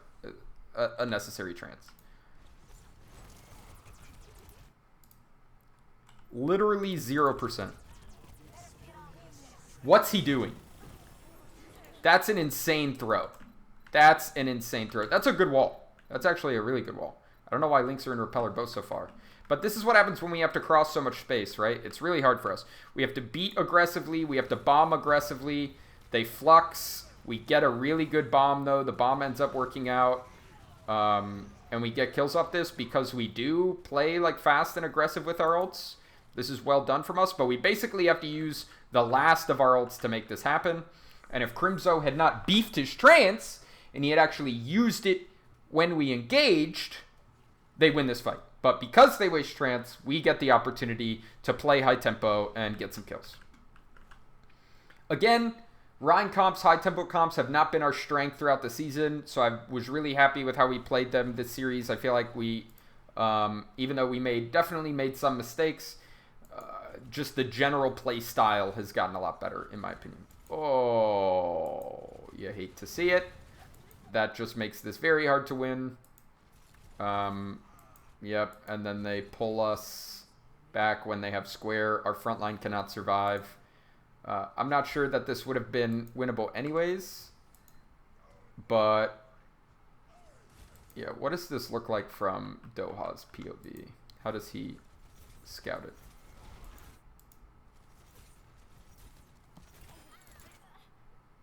What? What? We lose this map because of that. What?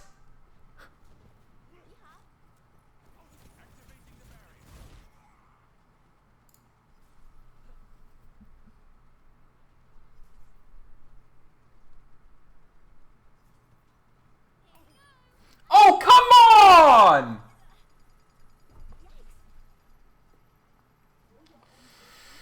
Oh, that just tilts the fuck out of me, honestly. Yeah, he blinked into it. He blinked right into it.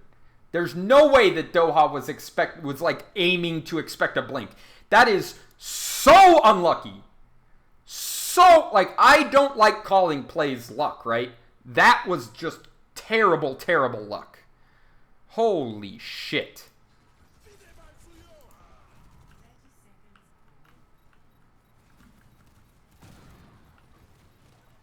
Wow.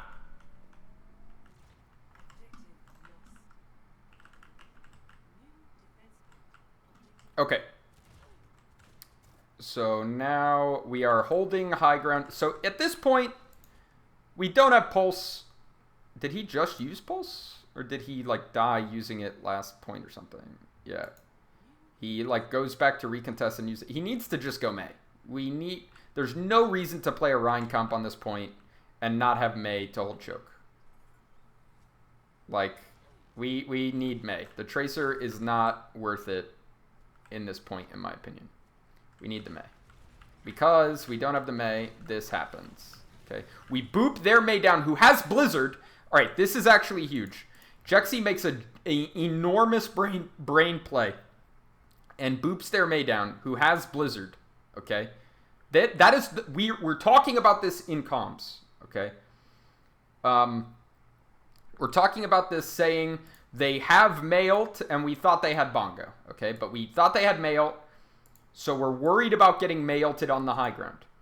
We boop the Mei down, and Jexi calls that he booped the Mei down and that we should go kill the Mei, which we should, because we have an Ashe on the low ground, we have a Tracer like behind them. We can't fight them up top because we don't have a Mei, we don't have a comp that's all playing together. So we need to drop on their Mei after the boop happened. He calls to drop on the Mei. Meko looks at her until the ice block. Hydration drops. Linkzr also rotates to go fight her, but we just don't kill her fast enough, and Repel ints on the high ground and throws. And we lose.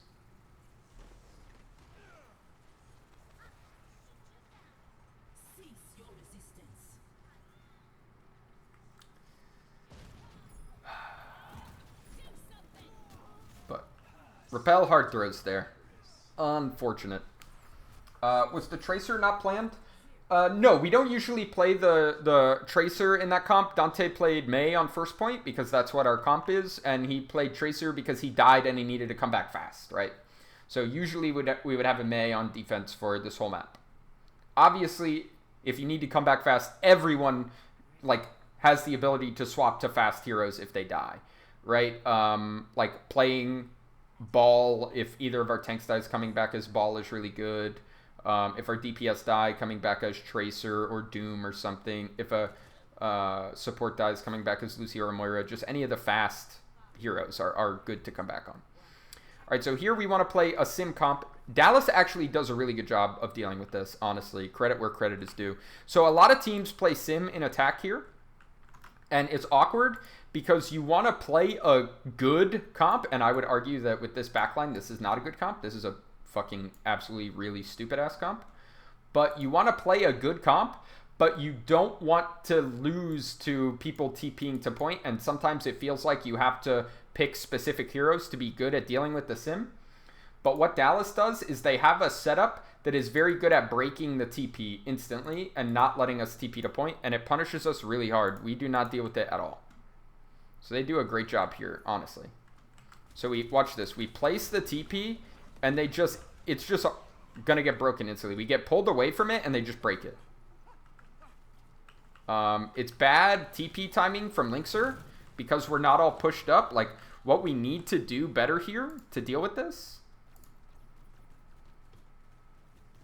is we need to walk up and be holding our shields here while he puts the TP, but they pull us back and we're not communicating very well, so they get the TP break. So we're just screwed now. So now we're just like, fuck it, just walk at them, and Repel dies to a really good decay off angle, and the fight's over. And we've given them a bunch of ult charge. But thankfully, their comp blows. For some reason, they are playing Ana Brig with this comp. I have no idea why you would ever want to do that. Why are you playing Ana in this composition? I hate it, I hate it, I hate it, I hate it. If you want Bap Brig, that's fine. If you want Bap Zen, that's fine. Even if you want Zen Brig, I don't care. Why are you playing Ana in this composition? So we swap to the counter comp. We have Jexi play Mercy because we don't need the Zen because their comp just sucks. And this choke is really hard to push through. Like, this choke is obviously super annoying. And the Zen isn't, again, not going to have super good angles to play. And we don't have to play a really strong version of the comp because they already have the literal worst possible version of it. So we just say we'll play Mercy, and that can allow us to play super aggressive and just look for picks and then try and res afterwards. We end up getting the picks and don't even need to res because, again, Dallas is literally just playing an absolute trash can composition right now. I cannot understand why they're playing Ana. It is actually a throw. Like, if they're on the good version of this comp, the first point, like, we can get first point held after we throw that first fight. Like, it's so easy for them to cycle ults and just full hold us on first. But they're just playing a second grader comp. Like, I don't know what's going on at all. Okay, so here, one of the default pushes on this point to deal with this is to have your Echo go outside and look at the Sigma so we can pressure the Sigma. It's very easy to do. You would want the defensive Echo to be looking for that, ideally. But I'm not sure if Doha does that. Let's see, doesn't look like it. He really needs to just be looking for Dante, who is flying over here, right? Does he start looking? No, he doesn't. So we force the drone instantly, force the Sigma Shield to look the other way. They push in with their pull flux at the same time. This is a really good peek by Gamsu to set up this pull flux. We use our drone. They also get a nade, and they instantly break the drone. And we should not be letting them break the drone that easy. We have both of our shields facing the same way while they push down the stairs into us. So what we needed to do was have our Orisa shield in front and have our Sigma shield here. But we did not do that. So because of that, they get a really high value flank play with their Orisa. Unlucky. Now we're going to do a similar push again. They have so many ults though. It's going to be really hard for us. It should be really hard for us to win this. I think we either win this fight or the next one. I'm not sure. I don't remember. Okay, Dante just randomly kills someone.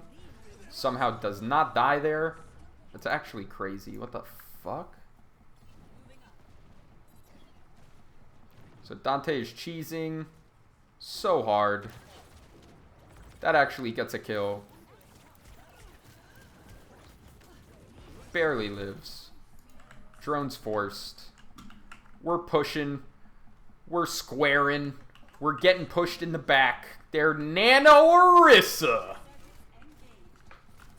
Their Nano Orisa kills Linkser. He bongos. He tries to kill Repel. He doesn't do shit. We get the res because they only get one kill. Now we have 6 people on point.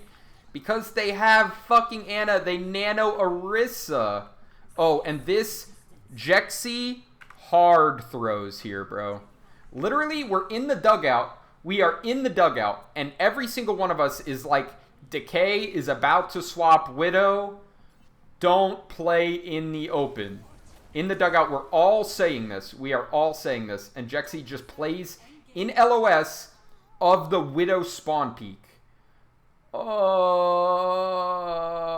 Jexi knows better. Like, he 100% knows better. And that's a great shot by Decay. Let's back it up and watch him hit this. Like, credit to Decay.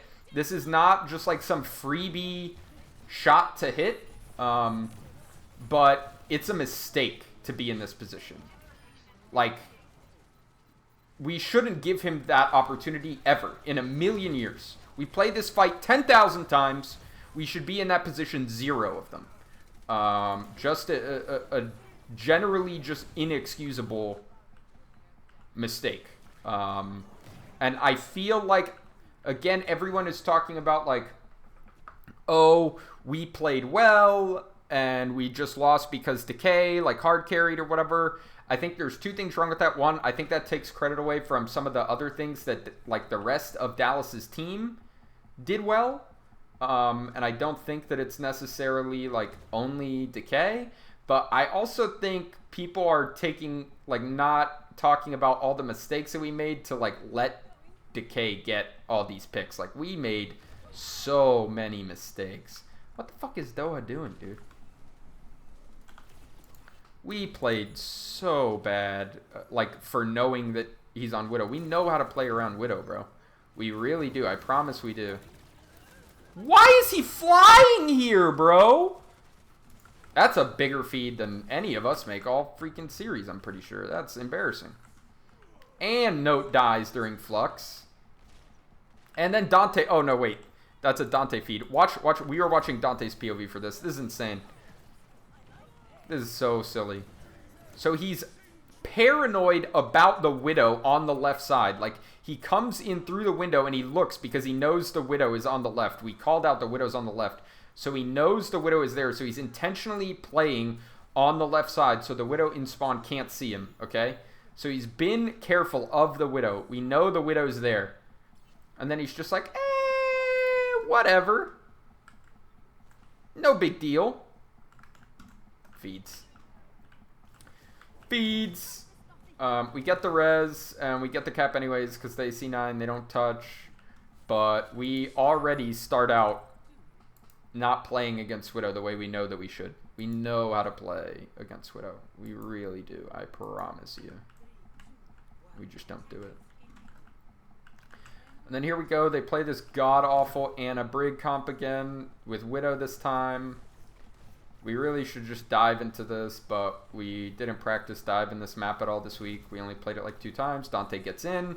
There's a Brig in his face. Linkser just tries to walk in by himself for some reason. That will never work. I don't know what Linkser's just feeding, dude. This is actually an insane... What is happening?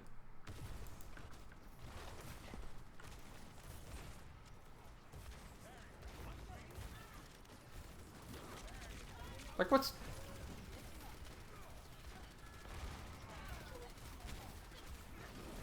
What's going on?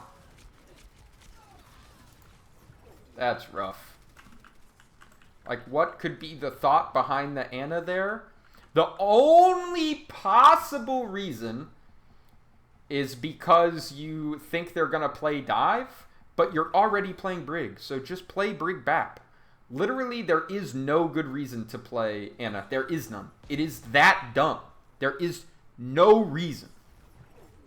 It is so much worse of a comp. Like, alright. Note, should die here. Oh, he does not die, though. Linkser ends up going down. We trade with their Ana, or we trade with their Echo. Where is our Echo? Where is Dante? Dante is on the flank. We res. We kill Decay. Hydration. Living. He's living. And we get the cap.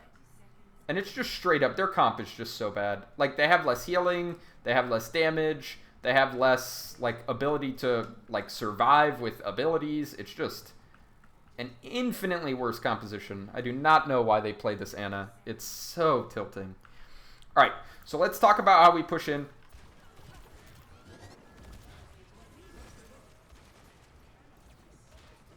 Linkser is taking some interesting peeks here.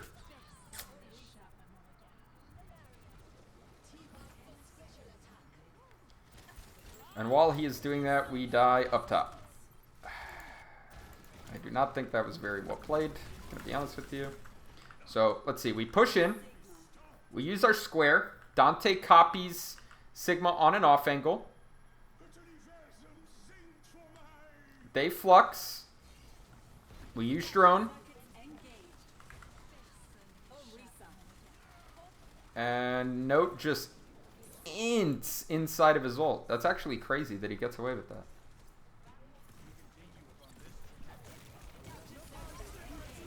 They nano their Sigma. He fluxes and does a good job of not letting us break it. Oh, and him and Doha together both just run into our team during the flux. That's a good play. That's genuinely a good play. I don't know. I think if we're Valking the team while that happens, maybe it's a lot harder for them to do that, but realistically, we just didn't get good Echo ult value there. We didn't have to rush things, I think. Like, it felt like we didn't have a lot of time, but we kind of had plenty of time here. Like, this play by Dante is just so antsy. It's just so... Like, we do not have to go that fast. He does not have to go in, pop all of his cooldowns, and instantly copy a tank. Like, that is so unnecessary, I think. But unlucky. Do you think Dallas planned to stay on the Widow? Yeah, for sure, for sure. For the past month, it seems there's been an Ashe takeover where once McCree has played, now he is rarely played. Is it because of buffs to her or Echo? It's because of buffs to her, 100%. If she hadn't been buffed, it would just be McCree Echo and Tracer Echo everywhere. Or Sombra Echo. Or was a quick adapt. Does Nano affect Sigma ult damage? Probably. I don't know for sure. It was more just to keep him alive, I'm sure. I think they just started playing Widow because they were losing the mirror matchup, and Widow allows them to just win on individual skill and punish our mistakes instead of playing for the team, because when we play for the team, we win. I think the lift damage, though, the lift up damage gets buffed by Nano. I don't know about the slam damage, but I'm pretty positive the lift up damage does get buffed by Nano.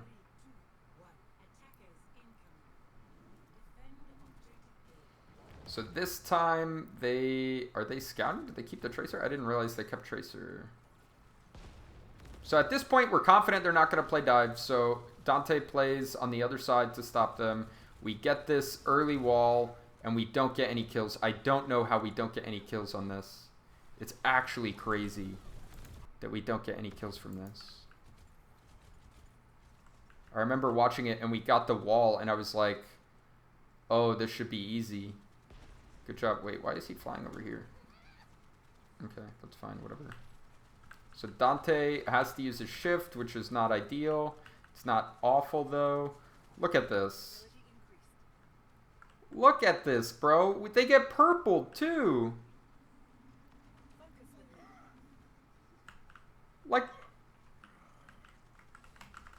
What?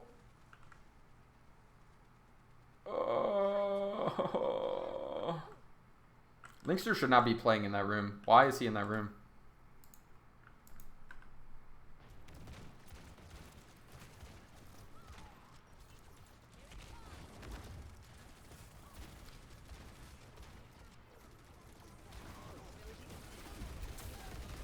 Why does he back off to play in that room?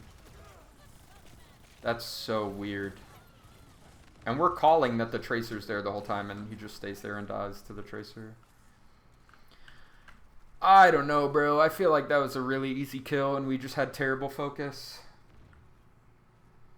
Who makes the least amount of silly mistakes on the team? Probably Repel. Repel and Raucus. Probably, yeah. The drone saved them the game. No, we know when we play this comp... Alright, let me be clear here, guys. What the hell's going on? Why is this doing this? Okay. We know when we are playing this comp into Double Shield, we expect them to drone every time. Of course they're going to drone. We always think they're going to drone. Especially in a choke like this, they're going to jump over and drone every time. We know that. There's no surprises there. The point is that we want to get a wall and an Annonade so that they have to drone early. Then we break drone and kill through. But everyone's playing inside here for some unknown reason, when we should be playing here so we can kill them. That's the problem.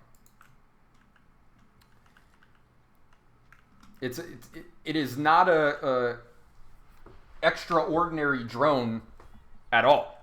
It's a totally normal drone. We just do not commit correctly at all. And now we're fucked. I think we win this fight and then lose the next one, right? I think? I'm not sure. Yeah, we nano and get the fuck in there. And again, they drone, and we knew they would drone, and we just kill them anyways, right? It's not a big deal. Shit is not hard. Okay? Yeah, this is where we, like, hide in a weird spot. We try and do some dumb cheese instead of playing standard, and we lose the map for it, and it's really frustrating. Hydration was, like, really upset after this. I think at himself, not anyone else. He was like, damn, we lost. Oh, Dante gets baited into walling early again. And then Hydration's kind of stuck over here, and we just die. I think Hydration called that they were already out, is what happened here. Like, because he can third-person peek or whatever. So we want him to, like, peek through there. And I think he would... Yeah, so let's just watch Hydration's POV, and you'll see what I mean. So he's, like, third-person peeking down the hallway. I guess we can't really see his third-person... There we go. See, he's third-person peeking the hallway. And he's like, they're through. They're through. They're through. And Dante walls, and they aren't actually through. And Hydration commits too. And now his shield gets broken. Dante gets killed, and we lose. That's just Hydration's inexperience on the role, unfortunately. But, like, we throw two times in a row, right? Like, this should have been a one fight. That was a great wall. That's exactly how our comp is supposed to work. And we lose, so that really sucks. Should the team push harder at that second then? Yes, they should push better, and they should be in better positions. If Dante ults earlier, was that winnable? If Dante ults earlier in this last fight? Probably not, once we fuck that up. Let's see.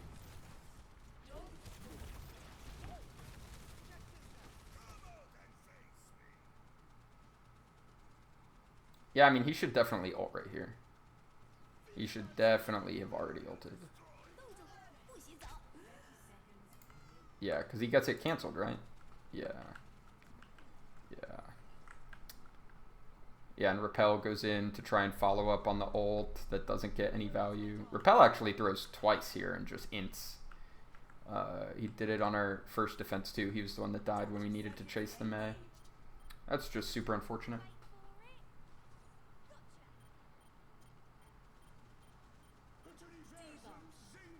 I feel like even other teams knew we were better than Dallas. Like Super said something along the lines of they picked Dallas because Houston versus Dallas is the closest series even over Boston versus Paris. And yeah, we did throw. We did throw. This should have been a 3-0. Like, the wall we got on first point should have won us the game. That's it. We also threw our first defense on second point. Like, we threw so much. This was all our mistakes. And, like, that's not me trying to, like, disrespect Dallas, right? My perspective on this match is clearly what my team did. And I felt like we made a lot of very, very big mistakes. And through because of that. And I think that other people watching the series, like, see that. And I think Super was right that we did kind of throw. And that Dallas didn't play particularly well as a team. Obviously, we didn't either because we were making so many mistakes. But we were not scared of Dallas in this match. We were actually very, very confident and thought this would not be a hard match. Nepal, we threw 2 out of 3 points. Blizzard World, we tried to throw. Hanamura, we threw multiple times. Agree. I agree with all of that. I think we threw Rialto. I'm going to be honest with you. This idea that, like, it was just this insurmountable Decay performance, like, we handed Decay a lot of that. And granted, like, those aren't easy shots to hit. I'm not trying to say Decay isn't good or Decay didn't play very well. He didn't put up great stats. But I think if you put Decay... If we play this map 100 times, Decay does not have that performance that many times. And it's not because Decay having fluctuations. It's we made some, honestly, really fucking dumb mistakes. Honestly, some dumbass mistakes.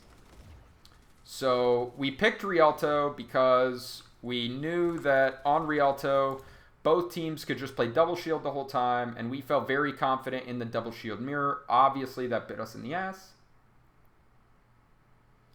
The stats Decay put up are hard to have without giving them a shooting gallery. Yes, very much so. Oh, let's watch this. Yo, I feel like Crimzo had a really bad series. Like a really bad series. I don't think there was a single time where I was like, oh, Crimzo made a good play here. Just a bunch of times where he fed. And I don't think that's not, again, that's not meant to be disrespect toward Crimzo. I actually think Crimzo could have been an Owl last season. I think it's a surprise that more people didn't want to bring him to Overwatch League. I don't think Crimzo is a bad player at all. I just think this was not one of his good series. Oh my god. How did they... That's not even Crimzo's fault.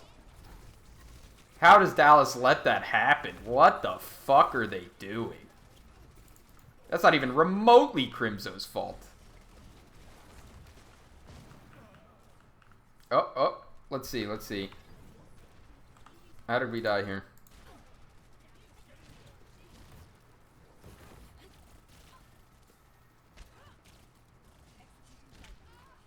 Okay, so Raucus knows the Widow is here. He's literally shooting at the Widow. Just don't give him that opportunity, bro. There's just no reason. We already won the fight. Just don't do it.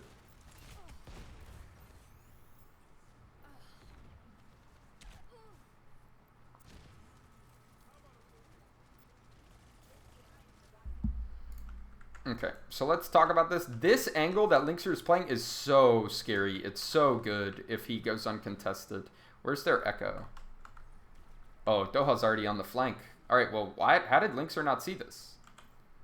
So this second fight, the fight at the end of second is a lot of times in the current patch determined by who gets better flank value out of this. If the attackers can flank around or the defenders can flank around or the attackers can flank around, right? If you can have an Ashe playing right here or an Echo fly over in attack, it's so good. Same with defense. So Doha gets here early and flies over. Wait, we know he's here. Linkzr knows he's here.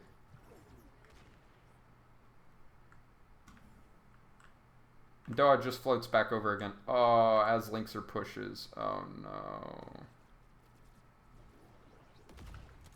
That is not good for us. Now Linkzr's trying to chase him. He can't find him. He finally sees him. He gets the dynamite. That's great. We need that off-angle control. And Doha goes back. Good. We pulled Decay. Do we lose? I feel like we lose this fight somehow, but maybe we don't. Break their drone early. Gamsu's dead. Alright, we better not lose this fucking fight. We drone. Yeah, no, we win this fight. Okay. For some reason, I had the impression that we lost this fight. Should Linkzr have mirrored the Widow earlier? No. Just play by feel. I think Widow is... Sometimes, in certain points, like Widow's sightlines are so good and she's so scary that mirroring is really good. But the comp works best with Ashe because Bob is really good, Dynamite's really good, and in second and third point, the Widow sightlines aren't that strong. So it's really just up to feel. If he feels like the Widow is just making him have to play in weird spots and making him paranoid and he just wants to pressure the enemy Widow, he can play his own. But if we just want to play standard, the Ashe is good too. I think there's not a right or wrong answer to that. You just play it by feel. Okay, well, we just died to a random Doha flank. And we play, like we picked Rialto. We picked Rialto because we feel good on this point. We've played slow comp, like double shield comp on this map for multiple metas. So we know our positions, we know our set plays. Even though some of the heroes are different, it doesn't really matter. And we know, for example, this flank that Doha goes on used to be a common Hanzo flank, is currently a common Echo flank. We use it ourselves. We know about it. But, like, look at this. This is insane. This value is so crazy, bro. What's Raucus supposed to do? How is he supposed to plan against that? He's playing in a safe position. The Echo literally comes up behind him like that. Like, that's just... Nerf that hero, bro. You shouldn't be able to, like, fly silently behind someone and one-shot them. You can do that and then one-shot a Sigma, bro. That is broken. I really am not a fan of that at all. It's actually so dumb. They either need to make Echo way more mobility and utility focused, or make her more damage focused and take away her mobility and utility, or like lower it a lot. She just can't have all of it. This bridge is so hard to cross when they get set up on the high ground, though. This is just brutal, getting put in this position. I think we do a pretty good job of trying to make plans and deal with it, but there's so little you can do to push across. We break the Echo ult. Dante's trying to match Doha and force him out. We use Bongo, and that allows us to push across, I'm pretty sure. Nope, Meko ends up dying. Hydration ends up dying. It's just so hard to push across this fucking bridge. Just give her fighter jet acoustics so she can't sneak. Yeah, if she was super loud and you could tell, that's fine. But the problem is also relying on sound cues is sound cues in this game are really inconsistent. So, like, for example, if there's something behind you, it gets deprioritized. And if there are people shooting or ults in front of you, you won't hear shit behind you at all. So I think being loud, like, maybe it wouldn't even be that good of a solution. Or there would have to be other stuff too. Like, I think they just need to nerf her beam for sure. The fact that it's 200 DPS at 50% remaining HP is just too good of an execute. I think they need to, like, change the threshold maybe to be like 30% or something. That's why Moors behind me always kill me without me realizing it. No, that's probably because you're bad at the video game Overwatch. But don't feel bad, I am also bad at the video game Overwatch. Dante with a really big flank, super high value, copies Orisa, gets the shield down, puts down a Bongo. Dante just carries this fight. I don't even think we needed that trance, though. That was probably a bad trance. Dante hard carries that fight. That's actually insane that we win that fight. They look to recontest. Oh, I think they win this, don't they? Not sure. No, I don't think they do. I think we win. Yeah, yeah. Oh, this was so unlucky. Look at this. Look at this from Dante's perspective. Dante played so fucking well this map. Makes me so mad we lost. Boom. Kills the K without using his beam. Flies up. Beams down Gamsu. And then just barely dies. But he doesn't even see Doha. Doha, like, flies up behind him and wrecks him. 40% HP? Maybe 40. Bro, I think 30, bro. I don't know. I feel like it can be a barrier killer and a tank killer. But I feel like it shouldn't be just good for taking DPS duels. That feels dumb as shit. Like, why? Like, if you just land, like, one left click on a 200 HP target, you just start beaming them after, and the 50 damage per second beam will get them down to 50% HP, and then the 200 damage per second beam just one-shots them. And it's like that, you shouldn't have that ability to, like, one-shot everyone so easily. Like, I think that's bad. I think if you want to make her, like, good against tanks, which she already is insane against tanks with the execute, being able to copy them and get all of their utility, and then obviously being able to just kill their HP and their shields. Like, her execute works on their HP and their shields. Just make her like a tank killer, and the way that she wins, like, DPS duels is by flanking and, like, landing shots and landing her stickies, but she doesn't even have to land that much to be able to just beam you. And yeah, this is just Dante carrying. He just solo kills both DPS. Just flanks and solo kills. It's actually unbelievable how hard Dante carried. It just sucks to lose a map when you have a player pop off this hard. And the difference is I feel like these were not given. You know what I mean? Like, he earns these kills even though Echo is broken and does dumb shit. It's not because, like, Dallas is playing dumb that he's getting all these outplays. He's just, like, has less cooldowns up and just wins the fight anyways because he's just better at Echo than Doha by a lot.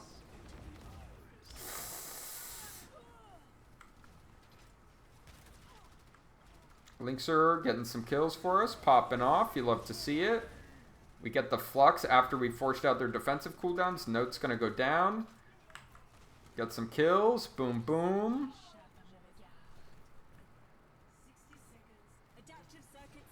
Like, even though we got stalled for a little bit on second, like, we play this, and getting stalled on second, like, having to cross the bridge, like, there's nothing you can do about that. Like, once you have to cross that bridge is just insane and so annoying to cross. So capping Rialto with 40 seconds left, basically, after getting stalled on the bridge, like, you feel good about that time, man. And then, obviously, we just get absolutely blown out of the water on defense. But, like, that's a good time. We are not, like, out of it at this point. We are not boomed at this point. Decay was not getting a lot of value on the Widow. Like, we were dealing with things well. We were using our ults pretty well. Dante's individual performance was insane. Like, we did well on our attack here. And then our defense, we just fall apart. And this happens sometimes to us in matches. We just fall apart on defense and get snowballed and never, like, wake up and put up a good fight. What if, instead of a threshold decrease for the 200, they just nerfed the DPS to, like, 100? I don't know. Then it's just not that good. Right? Then it's, like, 100 damage per second. Is that even, like, that much of an execute? Then she's, like, not good against tanks anymore. Because she'll just do more damage to tanks by just left-clicking their fat heads. So I feel like it's not worth. All right, let's just start out. Let's just watch some of these decay shots and see how much of them are us playing in dumbass spots. Let's see. We know they have a Widow. Why does Linkzr jump that? Why does he... He takes that duel. He sees Decay. And he jumps off the high ground and takes the shot. Let's see. Yep. He just takes that. Like, you shouldn't take that fight, right? Like, maybe you don't expect the Widow to re-peak instantly. And you think you have time to rotate. Maybe. But you shouldn't take that. You just can't take that duel, in my opinion. It's just not a good duel. It's just a low percentage play. So now Dante's holding space. This is not unreasonable space. That's a good shot. But that's just, they're pressuring our Echo. We're down a player. They're pushing in and taking space. We can't help our Echo. Dante should be playing more passively. That's it. Now we're just getting rolled. We're not even going to get one fight on first point. We literally don't get a fight on first.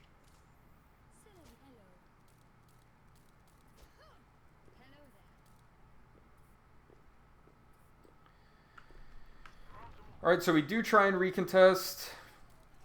We're already dead. They don't even have to use ults to kill us. Linkzr just pops Decay. But it doesn't matter, it's too late. Our front line's already dead. I don't know why our front line dies. Oh, Repel probably can't help. Dante touches. Thank you, Dante. Hydration just gets, holy shit, one shot. But that's just because we play first fight poorly. We stagger. They never have to get off cart. We never force any of their important cooldowns. We're just dying to individual picks. That's it. So now we're on second.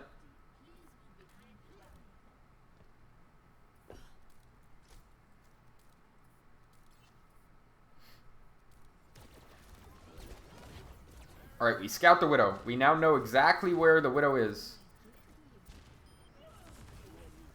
Dante just dies. How does that play out from Dante's POV? Let's see. He's flying up. Using the roofs on Rialto. This is such a good point for Echo. He sees the enemy Echo. He sees the enemy Widow. He challenges the Widow. He knows the Echo's here. Why is he still going for this fight? This is so greedy. Yeah, he really needed to back off there. That was not a good play. So now we're down our Echo. They still have ults. We still... Wow, that shot was crazy. Holy shit. Oh my god. Let's 0.25 this shit.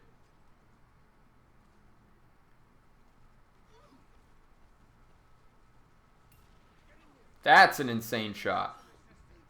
Doesn't get a kill, but that's a crazy shot for sure.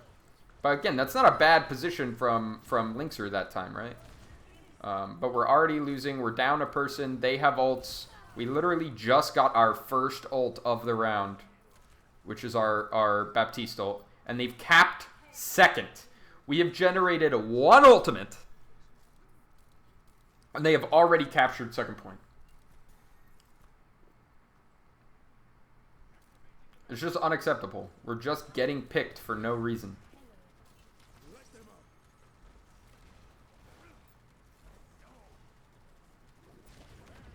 That's a really greedy peek from Dante. Dante can die there.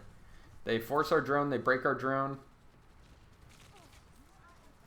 We still are just about to get an ult. We have Flex. We killed Doha. Or Flux, I'm sorry. We killed Doha. We have Flux. Raucus is peeking this. I don't know why he feels the need to peek this. Let's see. Why can't he stay in this angle?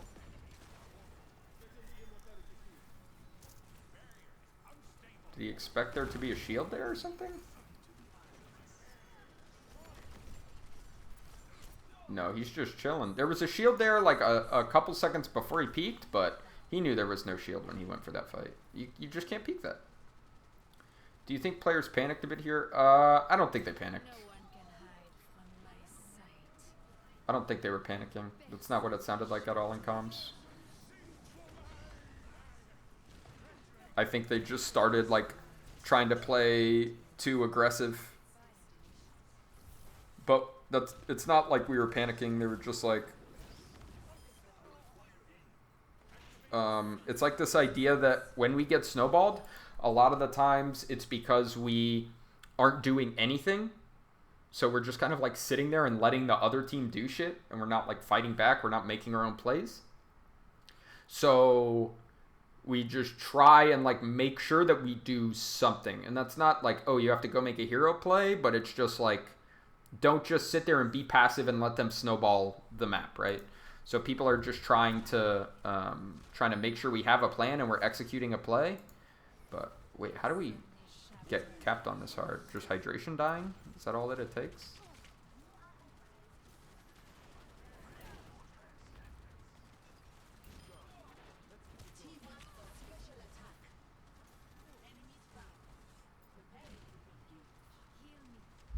Let's see here. Oh, I can't believe he lands that headshot. That was a crazy shot.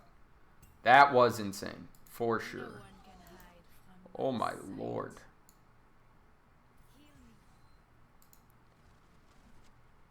Like, watch this. The pull happens. The Orisa shield breaks mid-pull. We Sigma shield it. Watch this. Wow. And then he dies to the Zen damage. That is a crazy shot. For sure. And then Repel dies too. How does Repel die?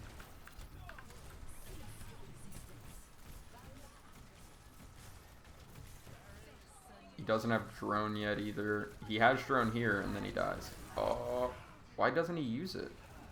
Okay, well, I said Crimzo, there were no points where I thought he made a good play. He made a good play there. He flanked, killed our BAP, and then Trance to push his team in. That is legitimately a good play.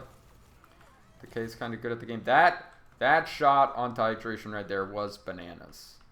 That's just a bullshit shot, honestly. I think we played around their cooldowns there well, and he just hit a crazy shot. But all the other kills that he got, the entire map, the entire attack was literally us just doing stupid ass shit. Like genuinely dumb shit. Oh, and at this point, we're boomed. We're frustrated. We're gonna have a hard time no matter what. This just feels so impossible for us. 5 fucking minutes. We have to snowball so hard, bro. Like, and people aren't just like, oh, fuck this, we give up. But, like, you can tell people are a little, like, this is really, really hard.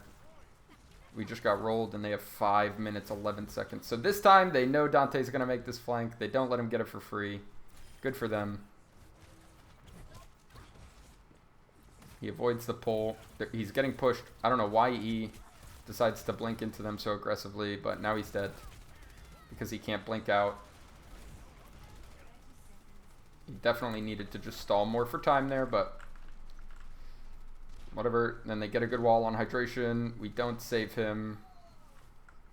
I think we have drone, right? No, we don't have drone. Why don't we have drone?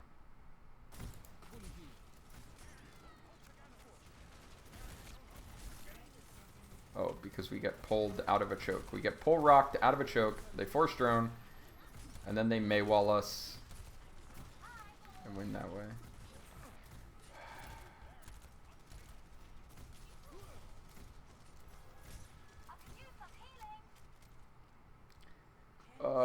So frustrating. So we're just doing everything out of sync. So to actually get back to the VOD review instead of sitting here and being sad that we lose. So just to talk about this, the idea here is first, we don't want them to have high ground control, okay? So usually what that means is we just go high ground together, make them drop off high ground, and then we can push from the 3 different spots, okay? Fine. They just don't commit to the high ground. They leave pretty easily regardless. That's fine. They end up finding Dante, which sucks. But the plan is, once we force them off of this high ground, we push with our Orisa here, our Sigma here, and our Tracer either here or behind on their backline at the same time. All those things need to happen at the same time. The pressure happens together. But instead, Dante gets caught, then Meko pushes, then we push here. So we do 1, 2, 3 instead of just all at the same time. And that means that we're fucked. Because if they get to all look at Dante, then all look at Meko, then all look at hydration, we're going to lose. We have to push in at the same time. And we don't do that. And Dallas does a good job of dealing with it. But it's not like what they had to do here was like hard. Like look at this from their perspective, right? Look at what they're dealing with here. Dante just soft feeds. Then Meko is pushed way in and just dies. And now they just get to look at hydration. Actually, we weren't even that out of sync. Dante just dies, right? That's like it. Dante's gonna die. Well, I guess Dante just needed to run away because we weren't in position yet. Because the rest of us can't, like, we can't push ahead of the car. But, like, we're pushing at the same time as Dante is over here. But the problem is they left all this space and just went on Dante. And what Dante needed to do was instead of, when they started pushing him, instead of blinking this way into them, he needed to just blink away. And then we probably win this fight. Because their Mei is going to get no fucking value out in the open. But because Dante dies, and then they pressure our Sigma, and our Sigma has to back off, now our Orisa is alone and just dies.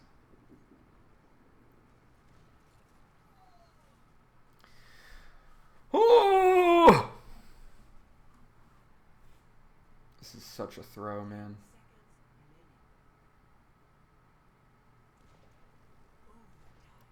Dante touches. Decay kills Repel. I mean, it doesn't matter. It's a last second touch. We're not in position. They have all the space in Rialto Courtyard. Like, and then at this point, 5 minutes to hold this. Like, it's fucked. It's unwinnable. And everyone did a really good job of staying positive, particularly Dante, of like keeping us all focused and saying that it's still winnable, that we can't give up, that we can do this. You know, we're a better team. We know this matchup. Like all that stuff to be positive.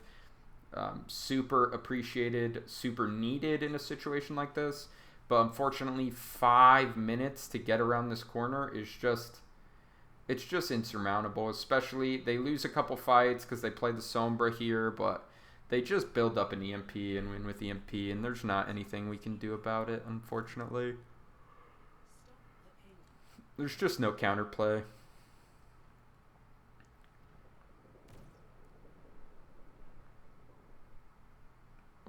Decay. Let's look at these shots, I guess, and we'll see if we feel like they were our mistakes or Decay hitting a crazy shot like he did on that. Alright, well, that's just Dante being way too aggressive, for sure. I think he got hacked there too, right? How does this look from Dante's POV? Dante sees them, spam, spam, spam. He knows they're on Widow. This isn't too bad of a peek, but yeah, he does get hacked. Yeah, just a little too aggressive from Dante for sure. And let us see what happens with the Widow right after, right? Yeah, he's so wide. He just gets hacked and killed. Hate to see it. And then, yeah, Linkster peeks. He only gets body shot, but he's already getting spammed. And hydration. Oh, that pull down is brutal. I think we live here though, right? Somehow we actually live this. Because they win with EMP. I'm like 99% sure. Sit and spawn and build an EMP before timer now. In 5 minutes, he could do that twice. Raucus dies. We trade Zens. We kill their Orisa. We lose our Orisa. We kill their Sigma. We're not dying to their Widow. We use Square. So we win this fight even with some trade kills. We had to use an ult and they didn't. So that's kind of... Excuse me, the rough part of it being 5 minutes is if they can just bank ults, we're going to lose. So having to use an ult and they don't trade is hard for us, but that's okay. We killed Gamsu early. Oh my lord, I feel like I didn't even see that shot.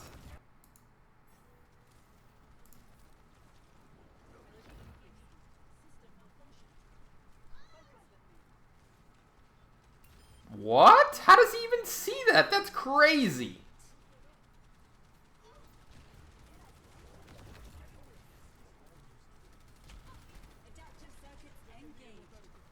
Holy shit. Alright, that was an insane shot. I don't even know how he saw Yuri in that situation. That was crazy. We copy with EMP. We get too antsy. We just need to play time more. We're down Widow, but Widow is not the most important hero in our comp. And we can pressure their Widow even with our Widow dead. Widow comes back fast. That was Dante, like, trying to make a hero play. That was a big mistake from us. And then we're just not on cart after the EMP. Fuck! That shit sucks. So yeah, I mean, I genuinely think that we threw 2 points of Nepal. We almost threw Blizzard World, but we managed to not throw. And we threw Hanamura. And then on defense, we just made an insane amount of mistakes on Rialto. Our attack was solid. The OT attack could have been better for sure. We were out of sync with Dante. The rest of our team was in sync with each other, but Dante was on a different pace with the rest of us. And even though they made a bad rotation, it ended up working out for them because we were out of sync with Dante's positioning, unfortunately.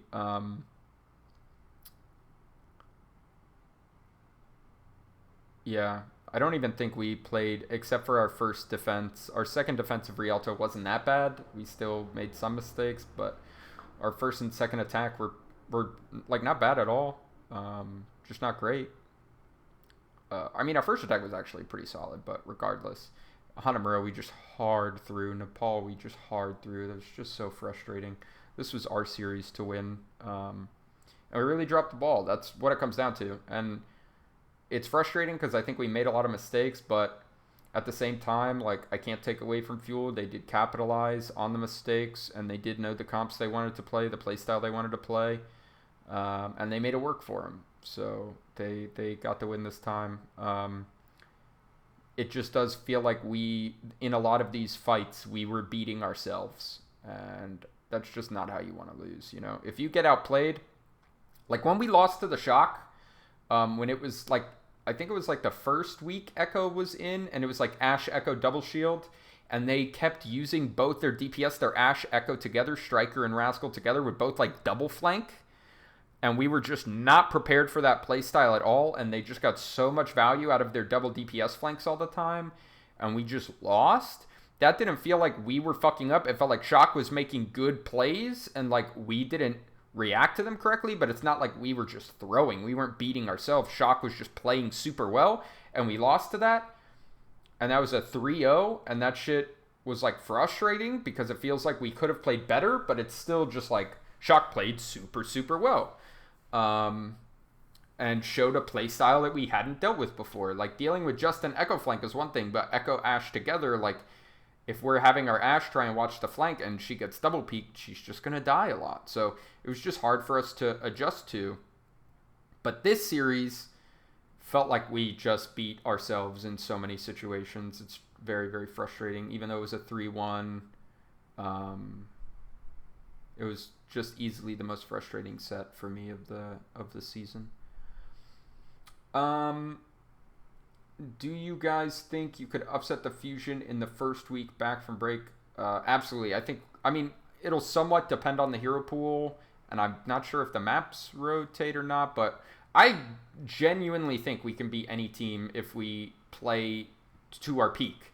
The problem is we just aren't consistent at doing that. So it'll just depend on which version of the Outlaws shows up that day. Obviously, Philly is a really good team. I have a lot of respect for them. I'm not trying to downplay how good they are at all. They are one of the best teams in the league. But I think when we are at our best, we can compete with every single team in the Overwatch League. All right, so that was my painful review of Outlaws versus Fuel in the May Melee.